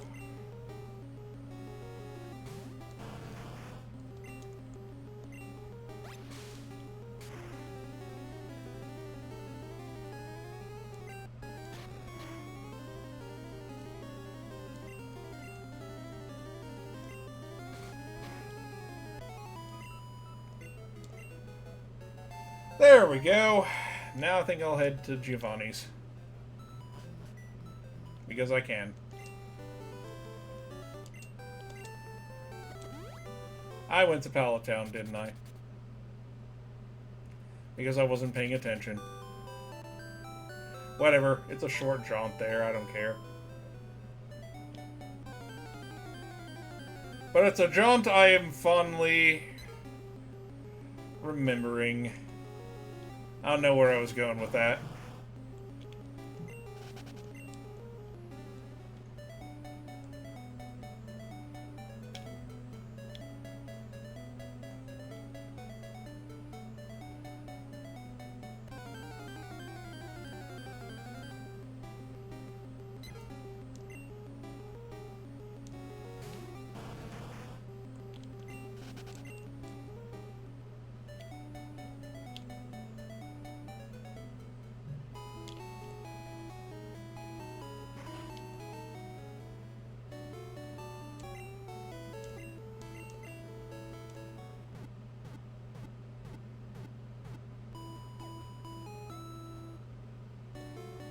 Alright, let's see here.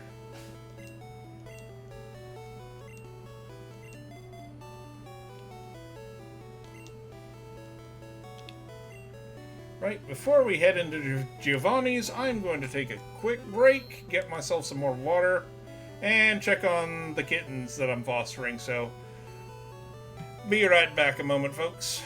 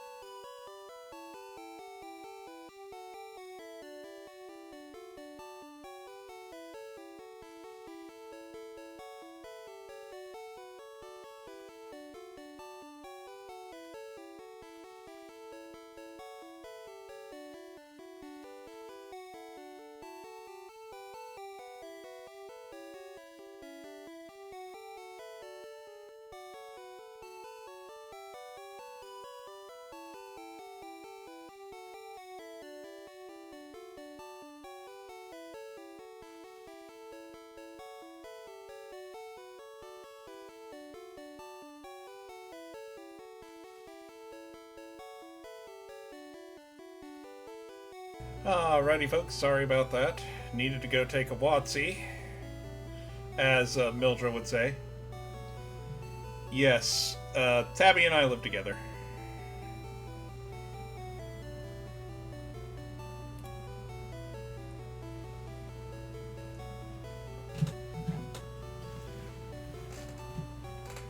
But anyway, let's get back to it.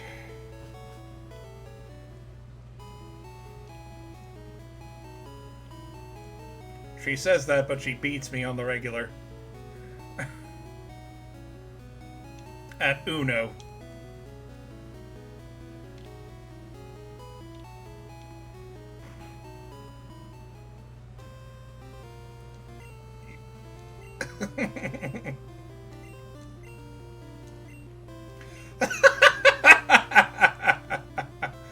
Alright. Awesome!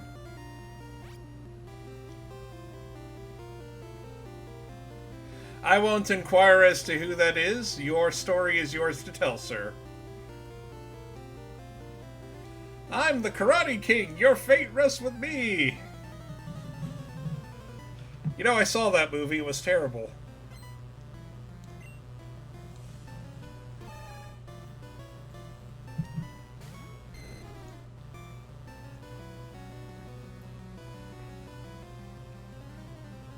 Oh, I didn't mean anything like that, man.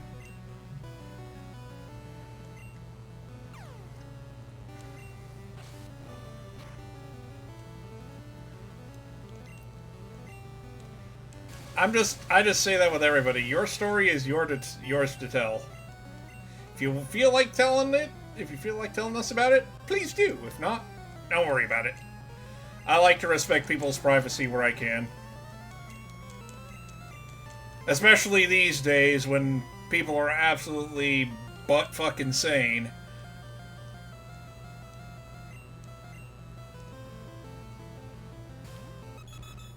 I can definitely concur with that there, Godric. It's true.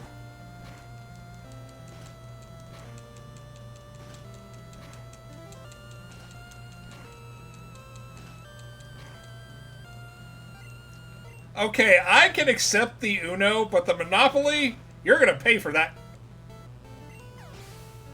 Really?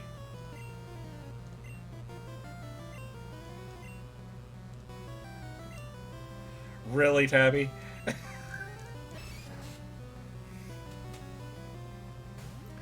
This is very true.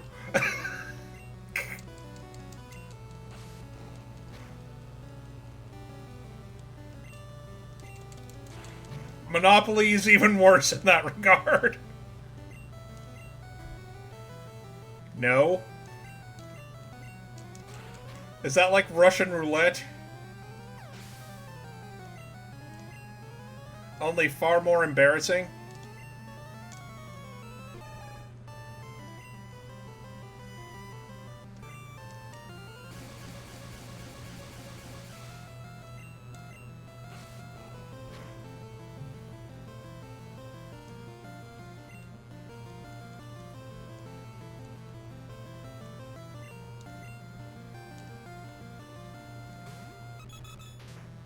I've seen bingo halls. They don't look fun.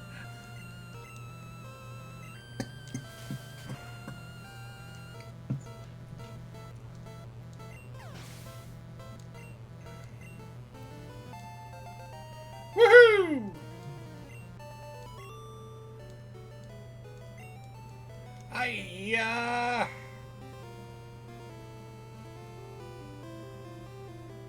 Oh, they brought back this gimmick, I forgot. The gimmick that I absolutely despise.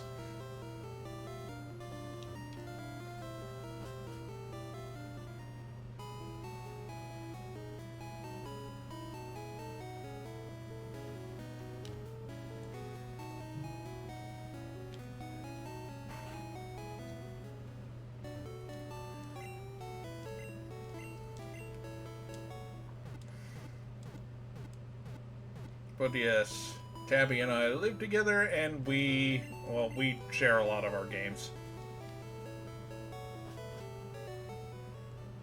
We even help each other through each other's tech problems. And with some of the games, and with one of the games in particular that she streamed in the past, that was something.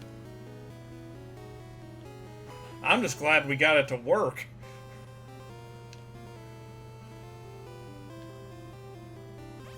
Persona 3 FES? Yeah. It was like Persona 3 FES in particular.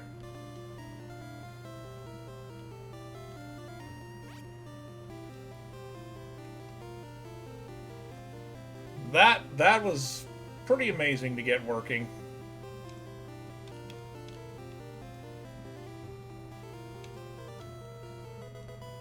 Found a revive.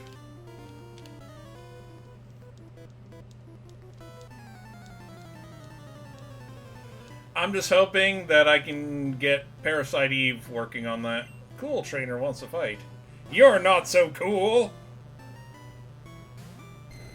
And I can't use Thunder Wave on you or anything else.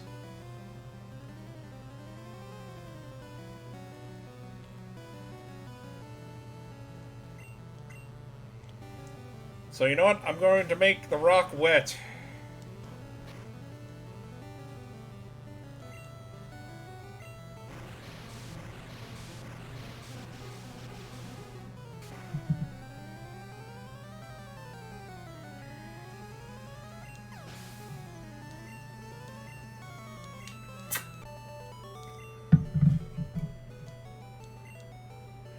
I lost my grip.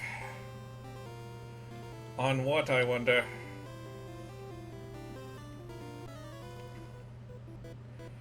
You must be running out of steam by now. Really? You're only the third guy I've run into.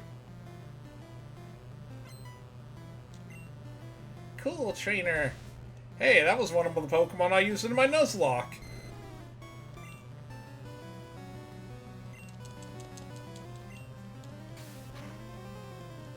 Why do you have Poison Sting?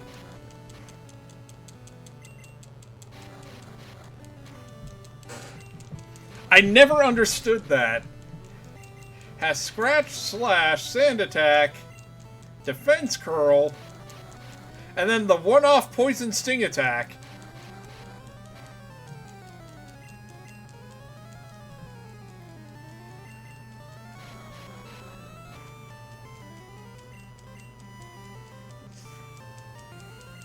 Why did you use 2 X attacks?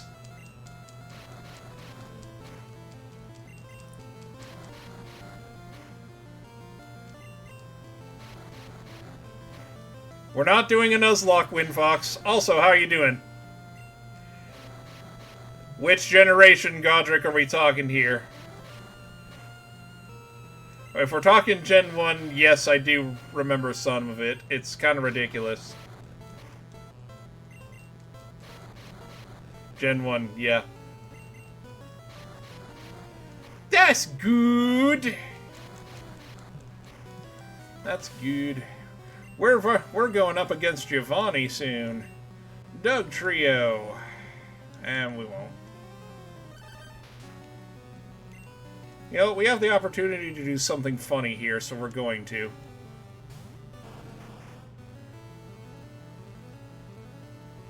I heard that.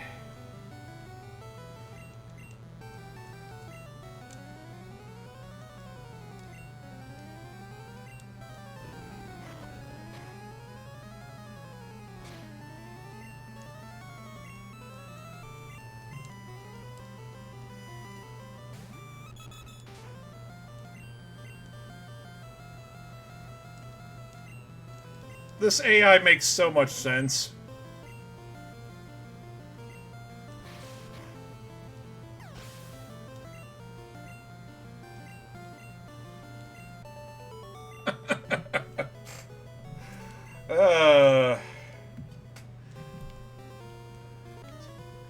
Once I get to a certain point... Well, actually, once I get finished with this...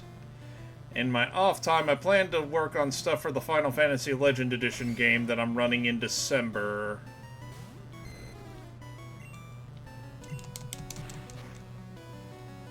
That's gonna be some fun stuff.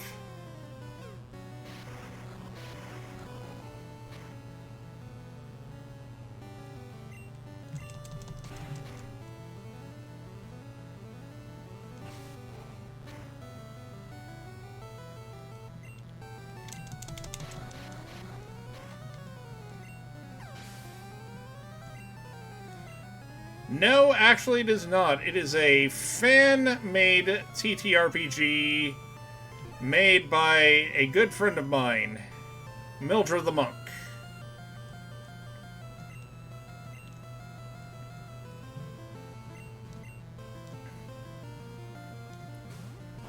It is pretty cool, I will say.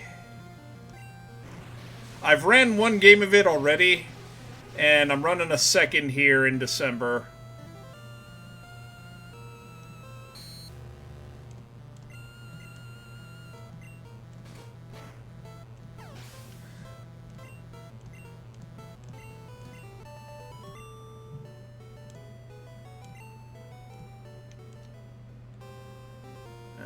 Do I want to? Yeah, I'll go with this guy, and then we'll go heal up.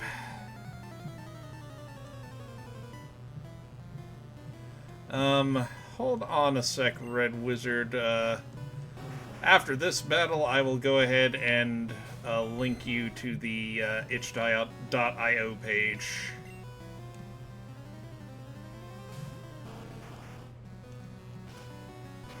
This better not get a 5-turn Fury attack. Thank you!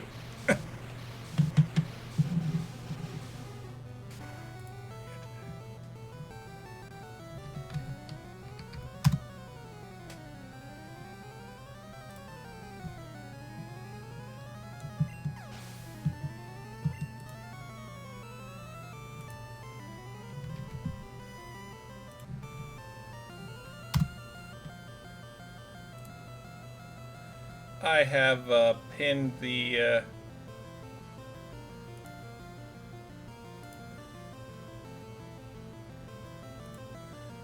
page. So yeah, definitely take a look. It's like I said, it's a fan project and it's completely free. So, and it has over like 700, 800 pages worth of material.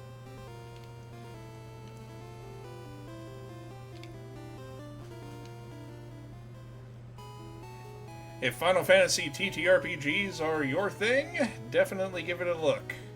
Or if TTRPGs in general are your thing. They're definitely a thing here in the library.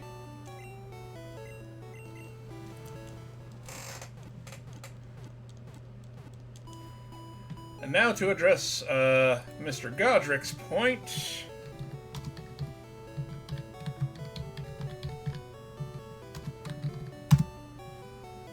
Just for shits and giggles, we're going to look at Rhydon's Gen 1 move list again, because I don't remember it all the way. Ah, yeah, you must run the Modifius game. I am familiar with it, but I have not played it myself.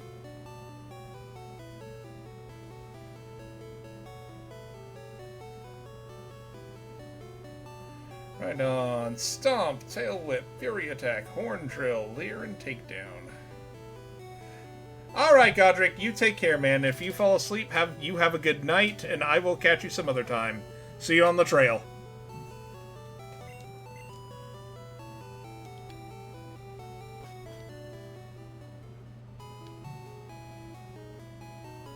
I haven't heard too much of it. Mildred would probably know more about it than I do.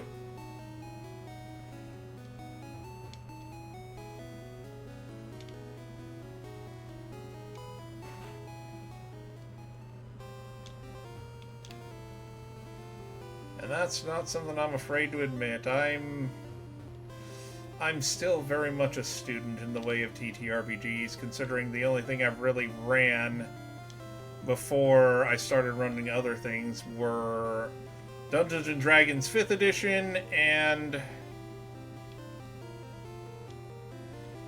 Call of Cthulhu.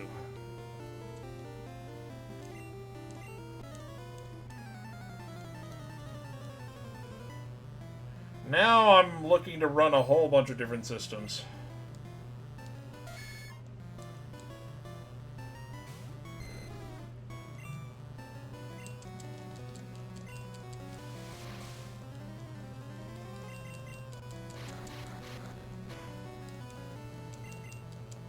Right.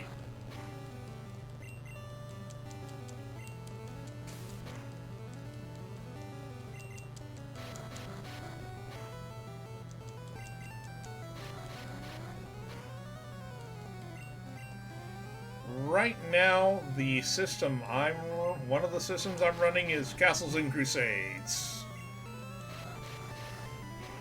A rules-light version of D&D 1.0. Well, it's close to it, but there are some things.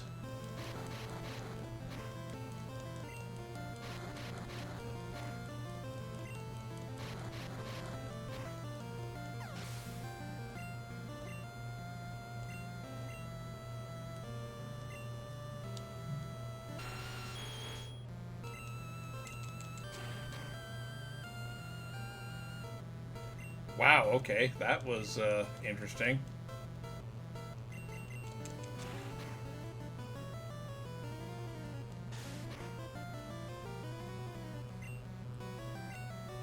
Yeah, I have Old School Essentials. It's fine. Then again, for a while, I got caught in the perpetual trap of retro clones.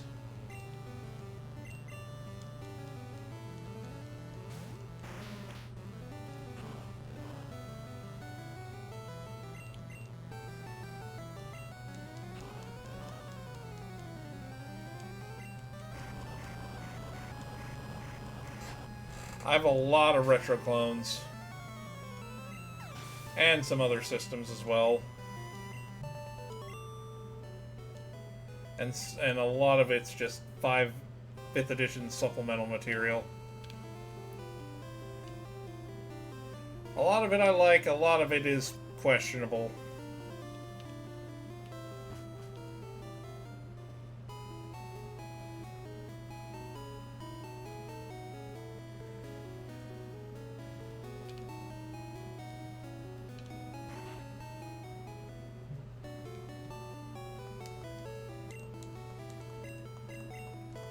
But yeah, if you're looking for something new, definitely check out Final Fantasy Legend Edition.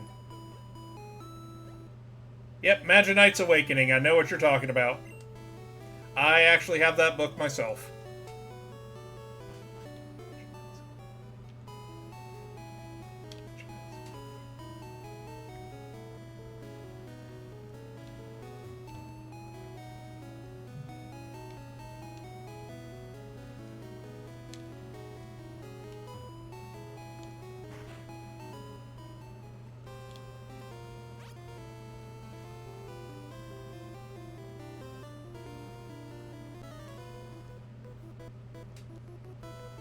Your Pokemon will cower at the crack of my whip. Crack that whip. Give the man a slip.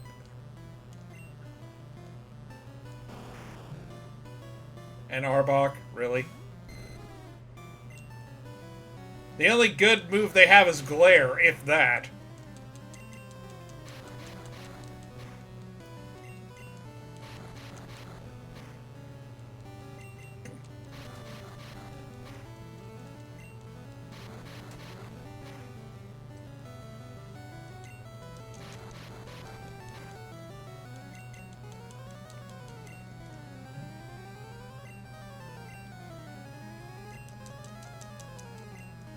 I don't even remember where I found you. I think I found you on X.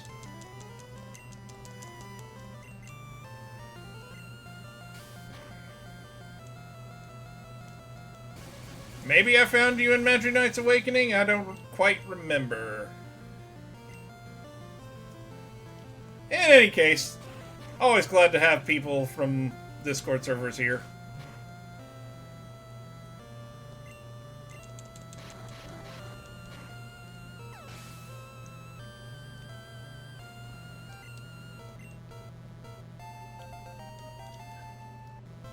Locke is snuggly. Very cute.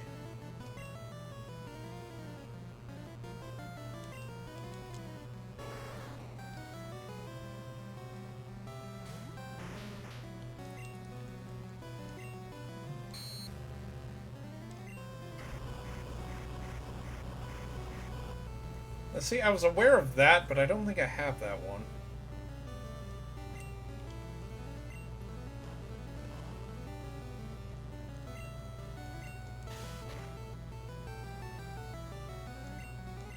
But if you know me from the Magi Knight's Awakening server, you probably also know Mildra as well, because I know he posts there. Or at least I've seen him around.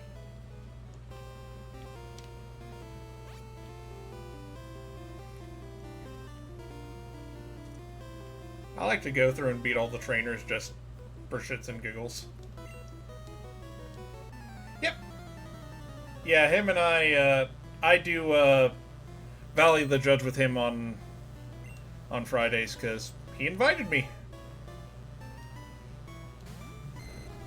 And then I also slip by into his Record of Swordforge Rules streams because I'm learning about Sword World, which is a system I plan on running, especially once it gets localized here next year.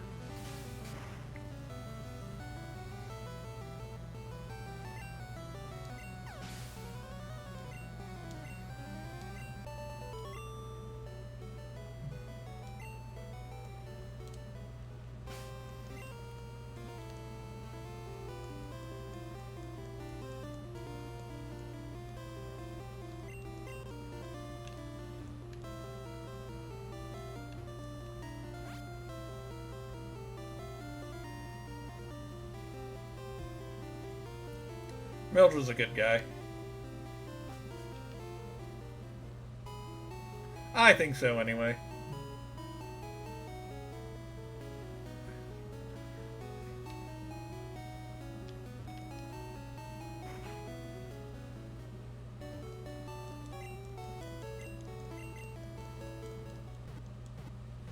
Boop, boop, boop, beep, beep, beep, doop, boop.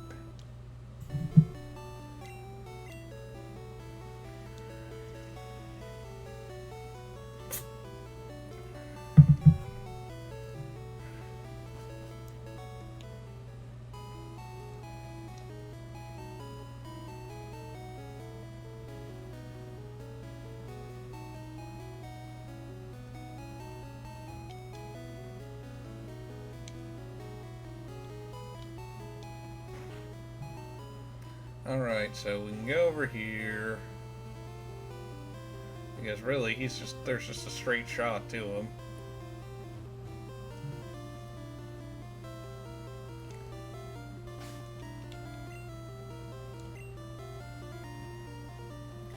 You know, when I was a kid, when this first came out, I thought Giovanni was the coolest gym leader in the world.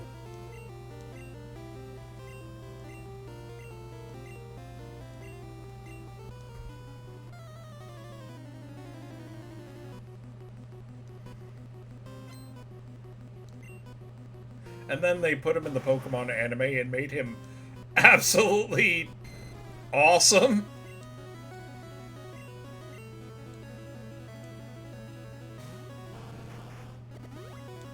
Yep.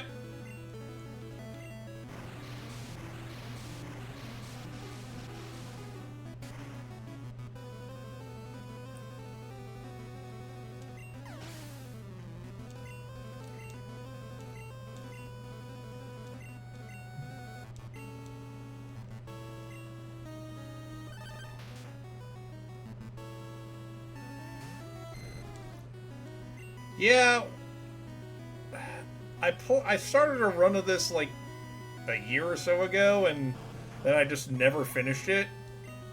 So I just booted up my old file, started playing on this channel.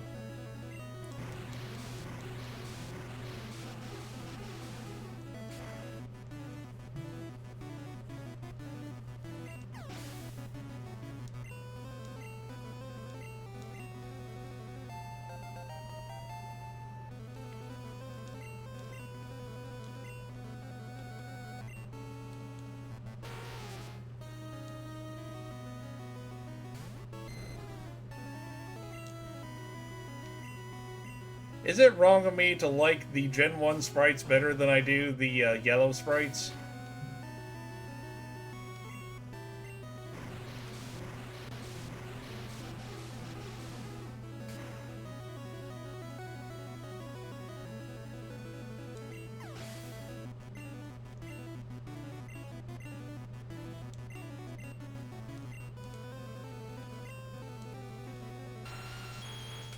Beep, beep.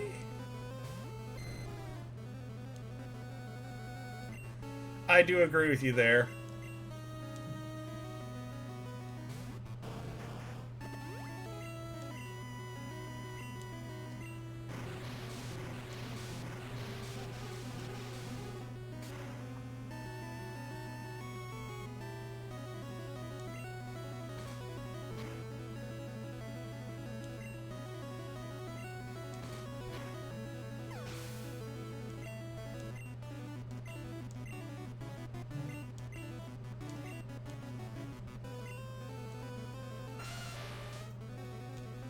I swear to God, if you use Horn Drill on any of my Pokemon, we're going to have a problem.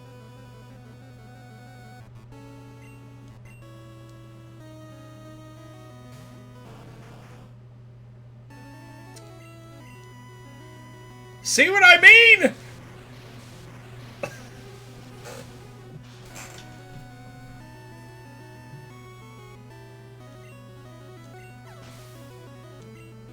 That's what you get for using Horn Drill!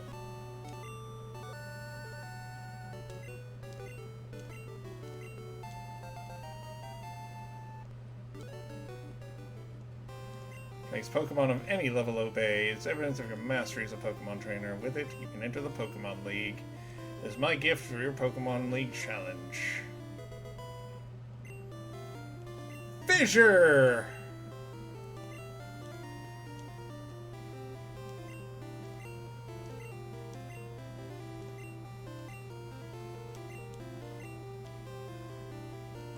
And we'll never see him again. Which is really sad, because I like him.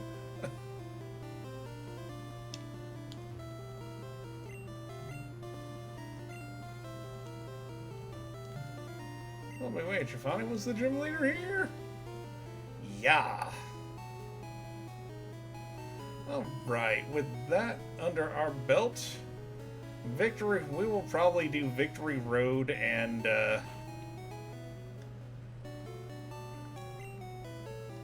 the Pokemon League next time. For that, I'm probably going to be doing a bit of grinding.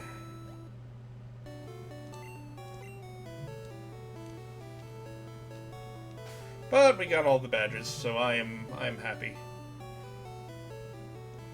He's a good time.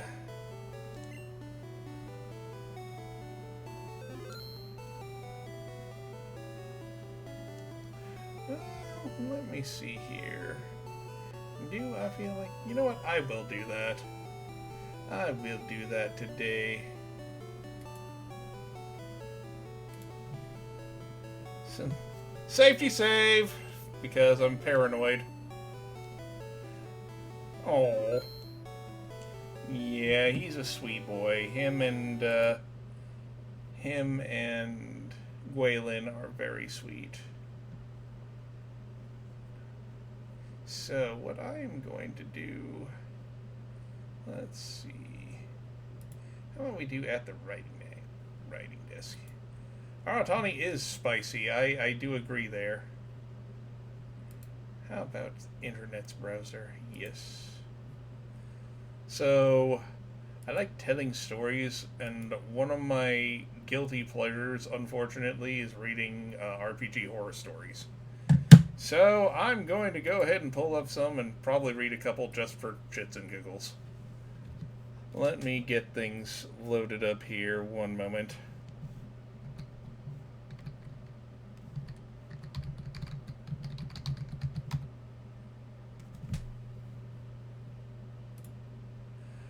Now, whether or not any of these are true is up to interpretation. But we'll go ahead and pull up the Internet's browser. Which one? There are a lot of them. I might even know one. I mean, I might even know a couple.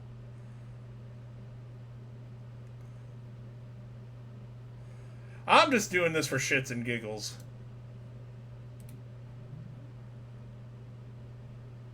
Now, if my thing will load properly, I will gladly do that.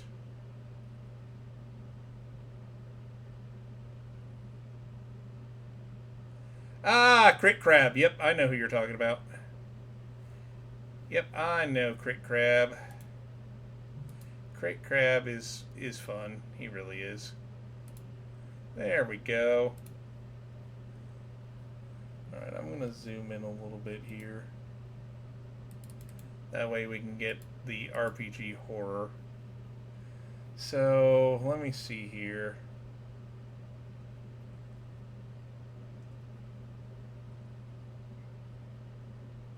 Yeah, Crit Crab is awesome. I still sometimes watch him even though he doesn't post as much.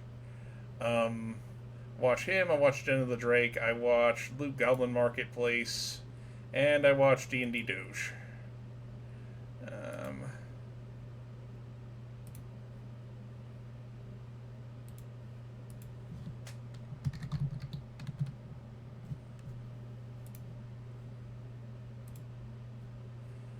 So let's go ahead and just pick. Let's go ahead and pick a couple that I do that. You know what? I'm going to go back to that other one, that one I saw at the top. Player got too heated because of her love for silver dragons. I mean, I like silver dragons too, but let's just see what happens. This happened a few years ago. I was playing at a friend's house. There were two guys I knew and was friends with. One of the guy's girlfriends and her friend Anna, who I'd never met before, but she clearly liked D&D a lot. We started the adventure from a village under an icy peak, where we all met in one of the taverns and were recruited by a quest for the villagers. There was one legend of a silver dragon who used to protect the mountains in his lair there. One of his friends, a cloud giant, who is now a legendary figure, used to visit him often. One day, out of a sudden, the silver dragon swept down, destroying the villages without any reason. That was when the cloud giant arrived. He and the dragon had a battle in the icy peaks, and the giant returned distraught but victorious. Now, where the dragon had fallen over, a rare flower started to bloom each year, and it was tradition among the surrounding villages to come together and use the flower for a protection charm around the villages. This year, the village we were at was supposed to go collect the flower. However, they were short of manpower and asked adventurers to go retrieve it. I thought this was a nice hook, and Anna started complaining. First she argued in character that the silver dragon shouldn't be turning evil out of nowhere, but the villagers said that this was all they knew. They said she started arguing that the cloud giant can never defeat a dragon by himself, and the villagers just shrugged. The cloud giant was apparently a famous paladin who we even heard about. She then started complaining out of game that the DM needed to read the guidebook and a cloud giant has a lower CR and can't become a paladin. The DM just said that here he can and tried to move on, but Anna kept constantly questioning the DM on stupid stuff out of character, trying to prove he didn't know stuff. Got so annoying that her own friend told her to shut up. She stayed quiet for a while, but started tearing up. And when asked if she was alright, she just started crying and stormed off, taking her friend along.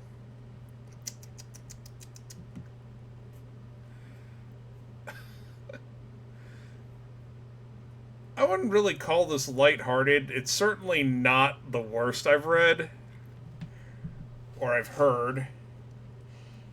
But I mean, at the end of the day, all this really comes down to is that the Dungeon Master has the final say on everything that goes on. The Silver Dragon suddenly becomes evil, fine. That's what it is. End of discussion. That's just me. That's fair. I've seen a couple of D&D shorts. I'm just reading a few, for shits and giggles, because I kind of need to wind myself down from all that steaming hot Pokemon action. Anyway, let's see, what else should we do? Alright, who wants to hear an Am I the Asshole? I need a lock? I mean, yes. But I will give him snuggles later.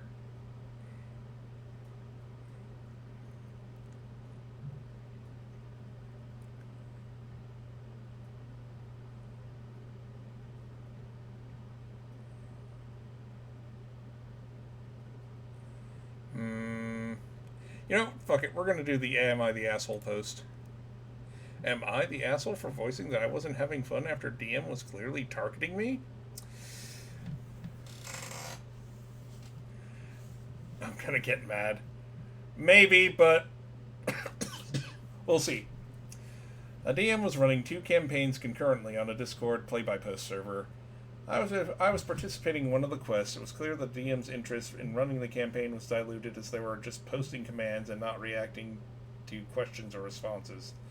They were also metagaming by controlling a PC in the quest. When I spoke up asking why the DM wasn't responding to any of the questions within the quest channels, they got really defensive, and from that point on, the DM began targeting my character, and treating me very differently to the other players. Whenever I would ask open-ended questions, I would be told flat out that no, it doesn't happen, or no, you can't do that. Not once did they ever allow a character to gain more info of the environment or scenario.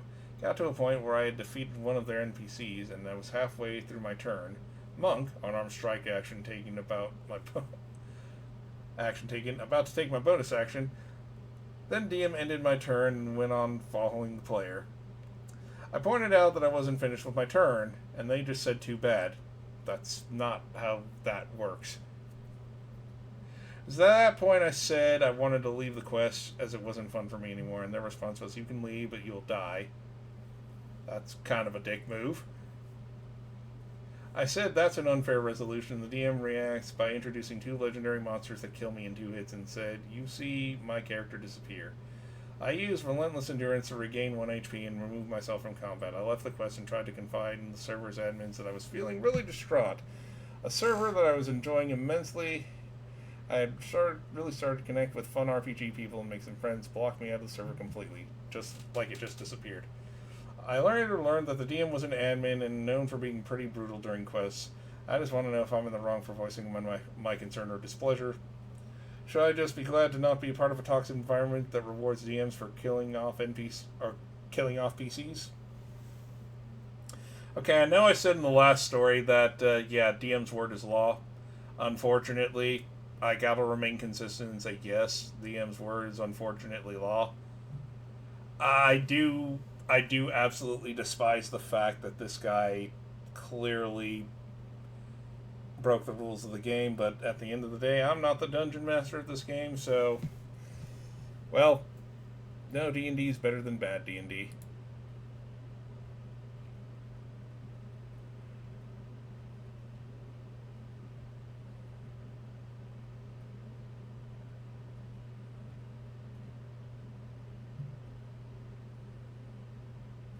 In the whole D&D open license scandal, the D&D shorts guy was a godsend, I felt like, but then for some reason, the Dungeon to Discourse lady went after him, and for some reason I had to guess...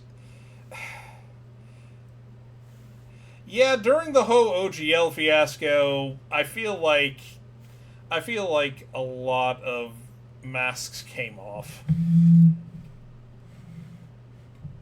And I mean, the only people I really stuck with were the RPG Horror Story people. I didn't really follow any major Dungeons and Dragons channel. I said for some reason twice, for some reason. Yes.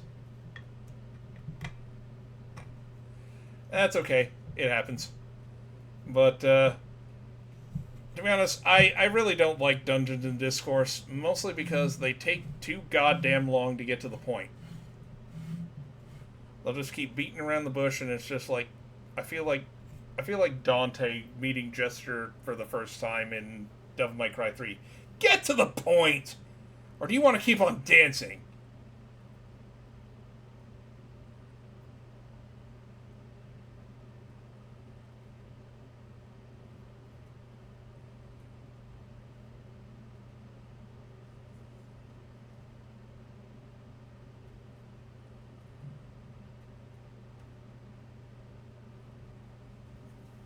Oh, that guy's story.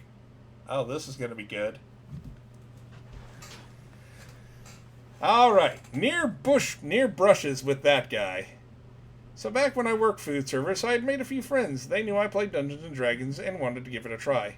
I mentioned since most of them were new, I'd be running a module to start everyone at level 1 so that they can get to know their PCs and ease into their roles. Then there was that guy.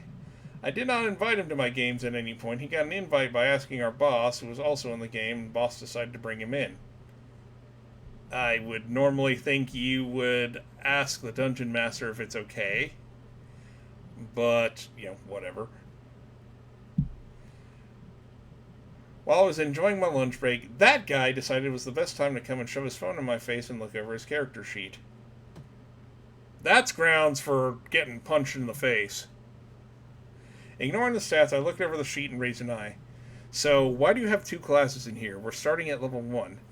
Oh, well, that's just what I want to build towards. And why do you have a magic item in there? Goggles of night vision. Well, my race doesn't have dark vision, so that would fix it. Dark vision is lame. Because nearly every freaking species in D&D has it in some way or form.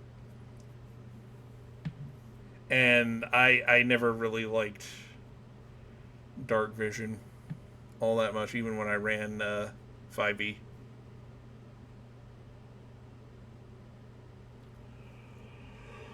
Ooh.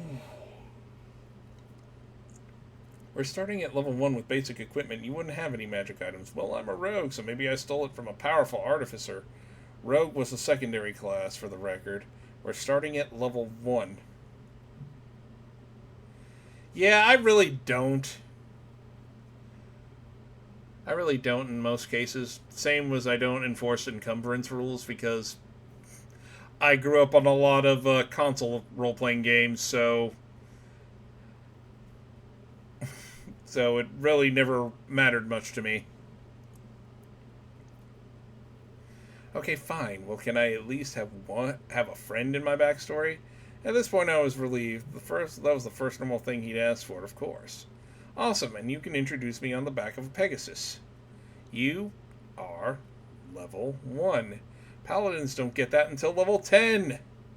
He seemed grumpy with me for not agreeing to 99% of his character idea, but left me alone with only 5 minutes left to scarf down my lunch. I kind of purposely picked the time slot so that he couldn't join in. No need to worry about a problem player if their scheduling won't let them join. But, dear reader, while I avoided having them as a player at the table, it didn't stop him from bugging me at work. Unlimited storage. I can hold 99 cottages in here. Yeah, that's pretty much right. That's kind of how I run things, in a matter of speaking.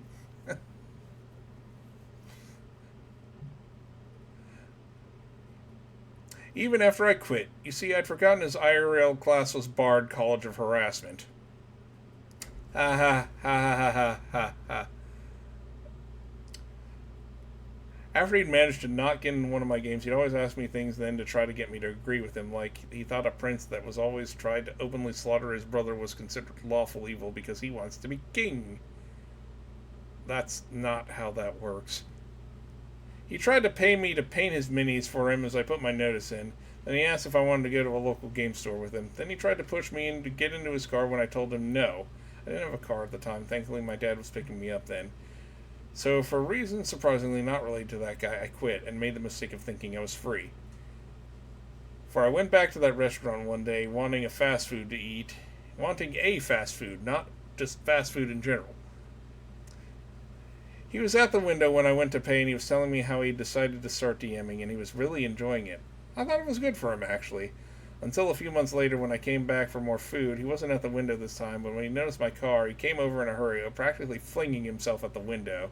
OP, I need you to start DMing my game for me. I took a moment and just, what? And you just start DMing my game for me, and I can start playing a character. No. Why not?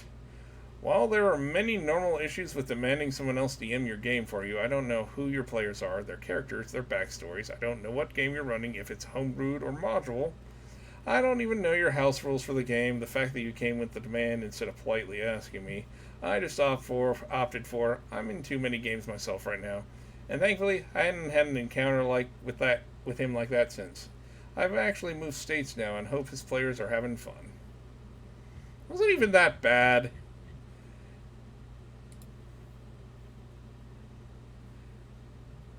Long? That wasn't even long.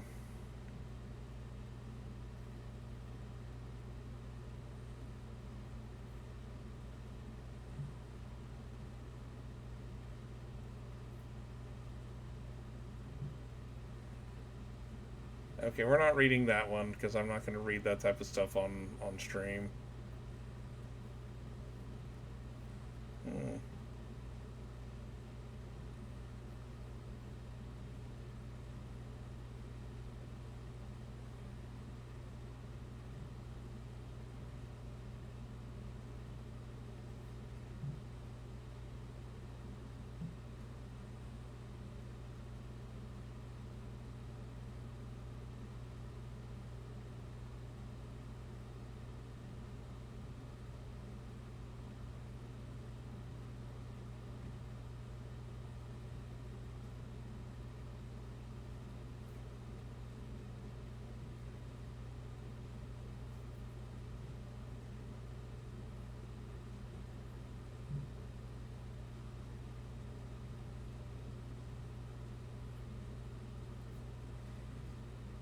I'm just trying to find a good one, then I'll probably call it for the evening.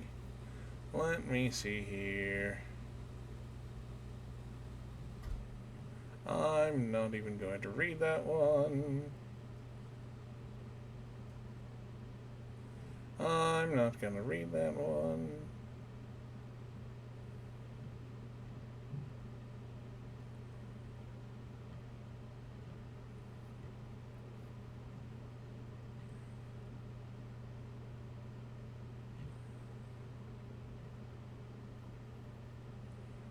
Oh dear God. Let's read this one. Players get revenge on a toxic DM. Hello again. The story I bring this time belongs to my cousin. He saw that my last story was well received and wanted to share his own. Because his written English isn't the best, he asked me to write it for him. To keep things from getting too confusing, I'll tell it from his perspective. In fact, as I write this, he's in my room narrating it to me while playing on his PC. Say hello, cuz. Hello, D&D Horror Stories community. Anyway, well, to start this story, you need a little context. In the country where I grew up, it wasn't common to know about Dungeons & Dragons unless it was on television where they'd mention it in cartoons or something.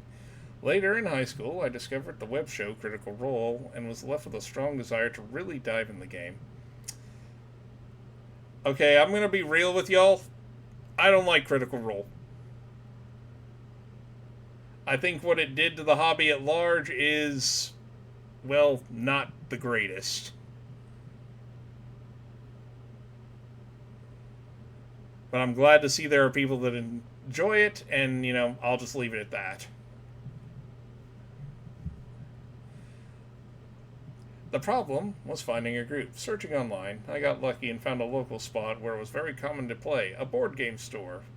That's usually where a lot of D&D stories go, or D&D games are. I see a lot of Warhammer, though, nowadays in some local game stores. They were very kind and taught me how the game worked through one-shots. I was looking to join a campaign, but the problem was that I lived far away and they were in the city, making it very difficult for me to go often. One day, one of the owners of the store contacted me on Facebook. Yes, this was several years ago. He told me there was a DM who lived near my area who was looking for people to form a group of players for a campaign.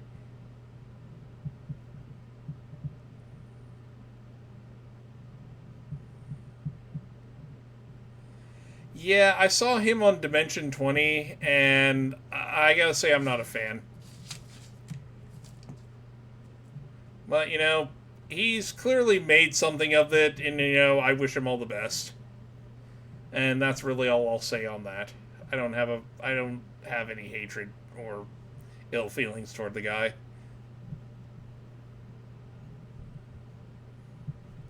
He said the DM was a regular customer of the store and seemed to have a good vibe. Oh God, how wrong he was. The DM, who we'll call Gary Stew, gave me his contact info. He invited me to play one-shot with the other people he had met. I said yes, and since I live nearby, I wasn't too worried. I won't bore you with the details. The one-shot was pretty normal. Us versus some bandits. I met who would probably be the group. 3 guys, fighter, rogue cleric, and 1 girl, warlock, and me, your eloquent narrator, druid. After the one-shot, Gary Stew said he liked the way we played in our style and he invited us to play in his campaign. And we excitedly said yes, since, strangely, all the players were newbies who had never played a D&D campaign beyond one-shots. At the time, we didn't question why. We were just happy to be in a real campaign game. He told us the campaign was a combination of genres, sci-fi, horror, fantasy, and lots of video game references. I mean, I do that too. I've also seen Harmon Quest, which is entertaining some spots. I have not. I unfortunately don't know what that is. He told us the campaign... Well, I already read that part. Especially Dark Souls, because it could get difficult. But he said we didn't have to worry because he not only accepted official material, but also allowed all kinds of homebrew spells, weapons, etc. We were just starting out and didn't know much, but he said that was fine. We were also happy that he let us use the characters we used for the one-shot since he liked how we developed them in the game. A week passed until the first game began. We were very excited. Warlock even drew pictures of our characters, and we each kept one. We started at level 1, of course, and when the story began, everything seemed normal. The story started after our one-shot. When we defeated the bandits, a portal opened, and transported us all to a version of our world, the real world. The characters appeared in a field near a large city. My character tested if his magic still worked there, and sure enough, it did. At the time, I thought, oh, okay. Okay. At the time I thought, cool, it would be something like our magic characters facing the mundane or something like that. Not even 5 minutes passed when suddenly the entire city was destroyed before our eyes. A total cataclysm. Okay, who unleashed the nuke? That's when he started. Well, that's when he made us make our first dice rolls. Rogue was first, but then he grabbed his D20. Gary Stu stopped him. You don't need that for this, he said, and handed him a D100. Odd? Rogue was confused. He asked how he added his skill points to that.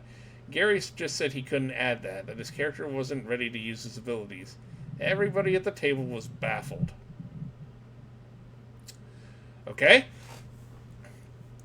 You see, in the rules of his world, everything had to be learned again. Even though we already had those skills in the past world, we couldn't use them in this one because, in his words, you don't know the rules of this place. The D100 became a hassle at our table. We had to use it for everything, even to cast spells. If we rolled less than 50, the casting or ability would fail, leaving us looking like idiots when we needed to even do the most basic things, like starting a car. I'm also completely baffled at this. I mean, I get a D100 if you're, like, if it's something out of Call of Cthulhu. Like, where you have a percentile that you have to hit in order to succeed in certain checks. That I can understand. But for this doesn't make a whole lot of sense. Especially when you have a 1 in 2 chance of actually meeting your skill check. If that.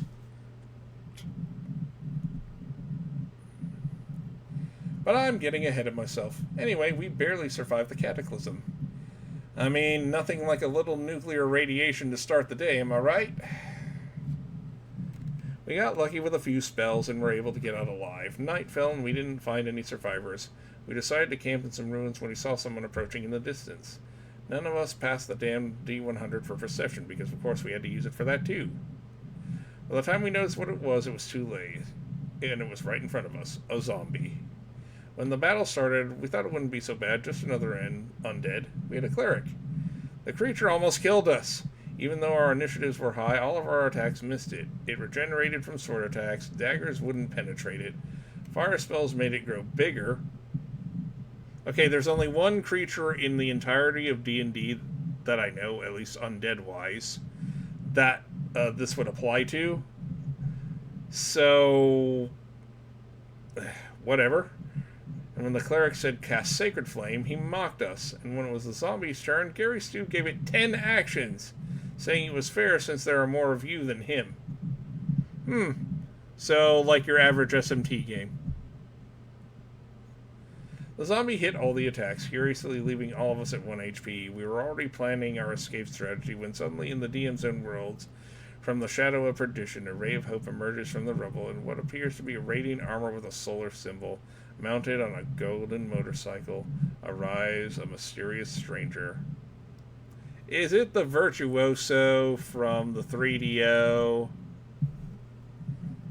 That mysterious stranger started performing a series of crazy stunts until he reached the zombie and with a single slash cut off its head. Strangely, Gary didn't make any dice rolls to check if everything he was doing went well. It just happened. When it was over, he took off his golden helmet, revealing a face with many scars, which, again, in the DM's own worlds, did not deform his face, but rather beautified it. I'm not sure how many... I mean, scars can look badass, but... I don't know, this seems a little off-putting. And he spoke his first sentence. It's foolish to face a beast like that. It's a zombie. Yeah, really. He had an arrogant tone that instantly made me dislike him. He gave us a strange explanation that those types of creatures cannot be defeated so easily, not even by what we call magic. Even it comes from a false god, he said, while looking at the cleric with fury. Fucking what? Okay, even in my own game, I don't even do that. And my game has my players crossing dimensions. Yes, all their shit still works. May work slightly differently, but it still works.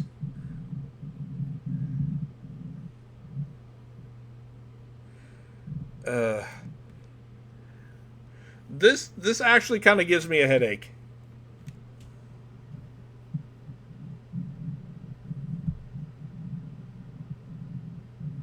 He practically humiliated us for not knowing what we were doing in our first battle in that world, even when we told him we weren't from there. He kept belittling us for not investigating anything about the place when we arrived. I must also mention that the DM gave the character a tone of voice as if he thought he was an anime protagonist. Yeah.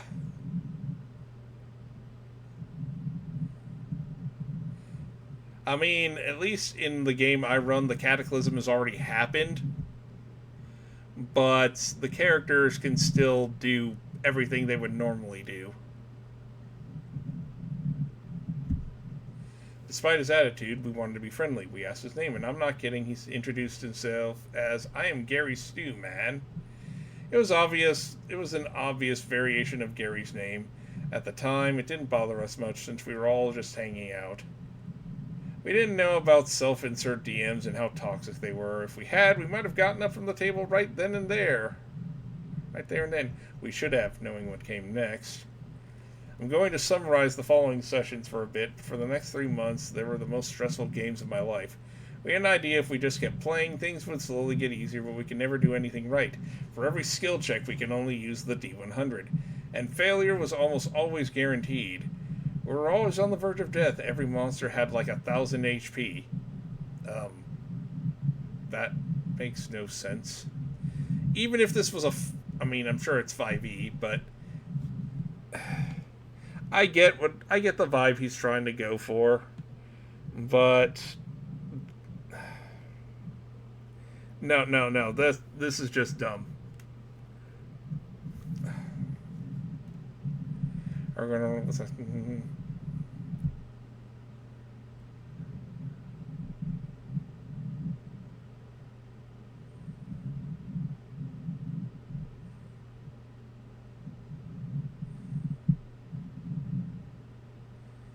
Yeah, see, with my game, like I said, in one of the dimensions that my players go to, it's the apocalypse has already happened. But there are still survivors in that world, and there are still people they can talk to and, get into dealings with if they so choose.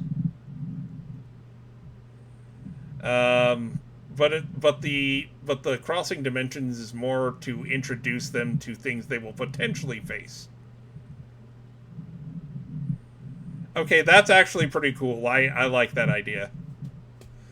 Absolutely write that down and keep it for later, because that has very strong, did we do this? And I like that kind of twist in games.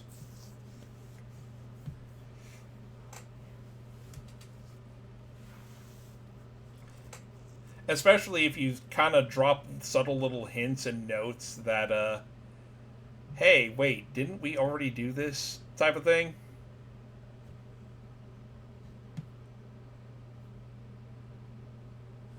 Okay. Every monster had like 100, actually, my players in the Fallout campaign are working for the Enclave.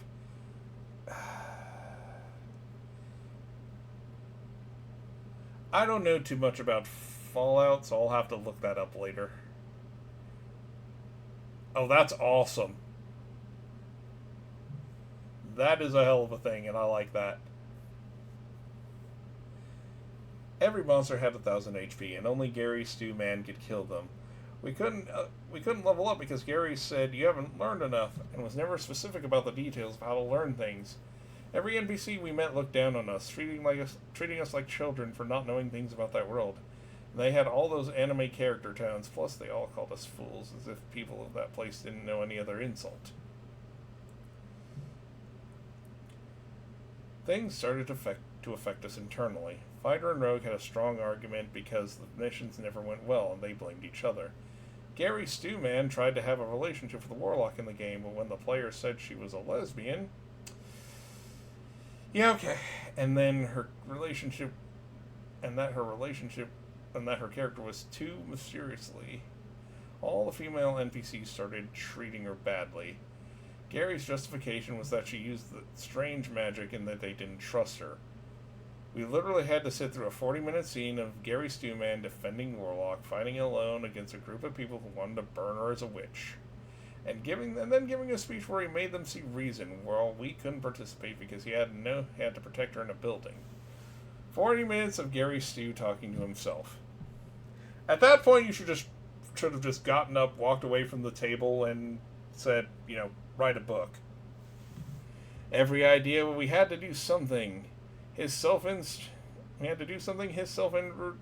responded with a bad joke, saying it would go horribly wrong, and if we tried it, the failures would end with some kind of humiliation for our characters. He made my character smell like mashed dog and wet himself just because he wanted to talk to a dog, saying I had to feel like one to do it. That doesn't make any sense. Things got tense. Coming to play felt more like an obligation. If we told the DM we couldn't make it for a reason, he made us feel like we would lose a big part of the story and that our progress to the next level would be delayed even further. Those 3 months felt eternal, even though we only met to play once a week. I know at this point you say, why didn't you leave his campaign and look for another one? You have to understand that it was practically our first campaign, and at the time it wasn't easy for someone in my area to find a place nearby for D&D. Plus, the DM had already made us feel like we were the problem and not his toxic game. Everything changed one day when the owner of the board game store contacted me again. There was a campaign available that could be played over Discord. I was a bit disillusioned with the game, but he had been very kind to think of me, and I said I would try it out. Skipping ahead a bit, the game was amazing. I felt that excitement again, the reason why I had gotten into the game in the first place. I felt like my character was useful, and I could finally roll a d20 again. You don't know how happy that made me. Everything changed when the Fire Nation attacked. Well, I have something like that, only it's with demons.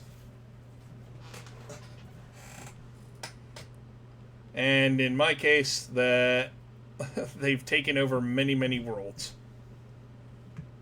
And they're finally coming back to the one they're playing in.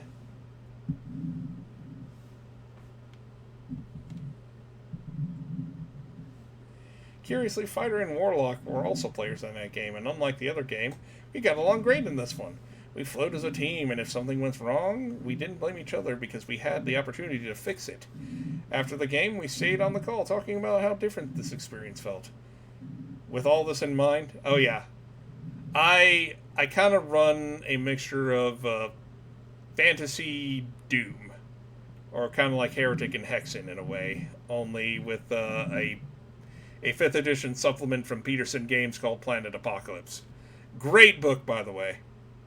I will promote that book to my dying day, and I'm not even being paid for it. Because it is that damn good. Because it's by Sandy Peterson, one of the original designers for Doom.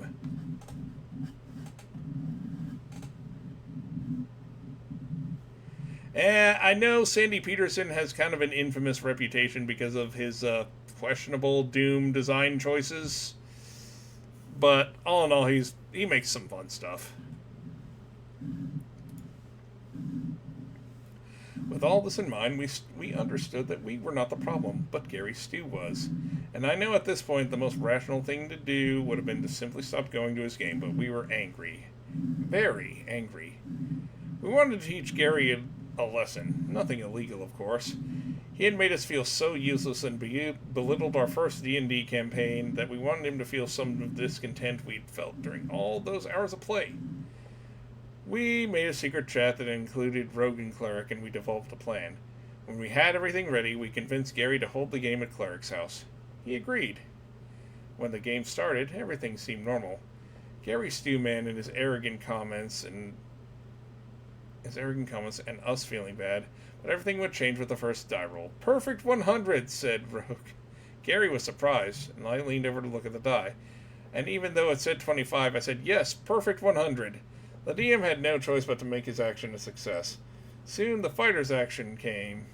Perfect 100. Cleric, 100. Warlock, 100. Me too, a perfect 100.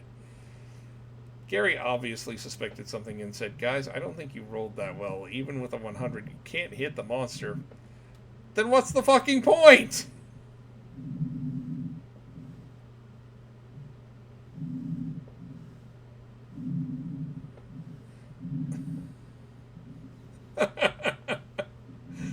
That's when Warlock replied, in fact, it's the opposite at this point. I grabbed Gary Stu Man's battle axe and decapitated him with a single swipe. Oh my!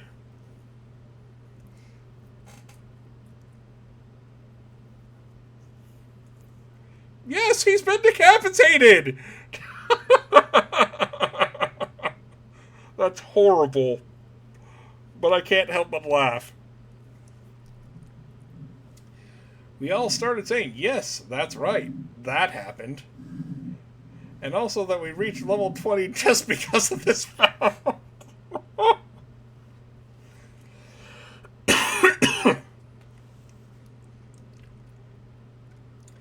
Gary got upset.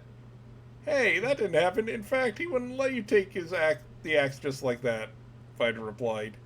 That's why I slapped it out of his hand. Look at him lying on the floor. I think he wants to cry. Gary tried to speak, but that's not, I said. He even wet his pants. Look, he made a puddle. Everyone at the table started adding more and more things. The monsters turned into chickens, the NPC danced in circles while crying. Gary Stew Man won't start sucking his thumb. Not sure how he could do that if he's decapitated, but hey, okay. Gary Stew, completely annoyed, just said, a meteor arrives and destroys you all. Warlock, in a quick response, said, we use Gary Stew Man's body against the meteor. Saving the planet, but ending him forever. Oh, that's horrible.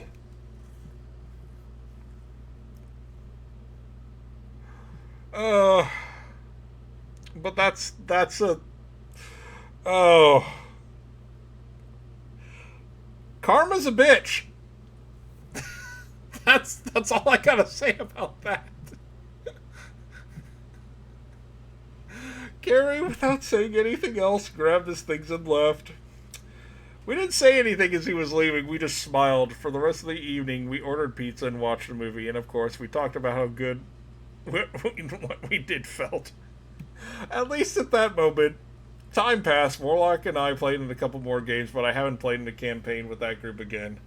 I'm still playing, and I must say that luckily, in no other campaign have I encountered a similar experience. As for Gary Stew, I didn't hear much about him.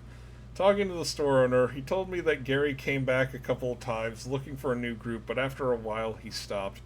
He received many complaints from players about his attitude. Well, this is my story. With a bit of clarity over the years, I can see that attitude we took back then wasn't the best. If I could go back, maybe I would try to talk to him. But at the same time, I remember everything his game made me feel, and I don't know. I don't wish him ill, but I certainly couldn't play with someone like him again. This is my cousin's story. Thank you for taking the time to read it, and I hope whoever's going through similar knows that it's not your fault if you don't feel comfortable in a game like that. Yes, I certainly don't think that how they went about that was really the best idea. But even so, you got to admit that was pretty fucking funny. Oh. Alright, I think that's enough out of me for today. I will probably be back tomorrow night to kind of wrap up Pokemon. And, yeah, we'll go from there. So, thank you all so much for coming in to watch and laugh at my stupidity and my horrible reading. I'm going to find someone to raid out here in a moment. But until our paths cross again, folks, see you on the trail.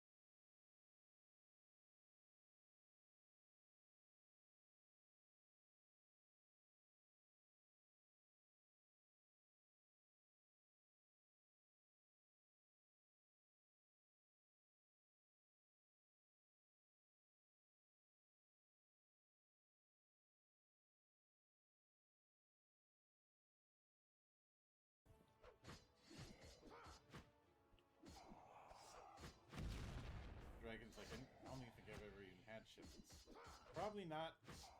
I don't. I think you are challenged, melanin wise. And hey there, Sig. Welcome to the shit show.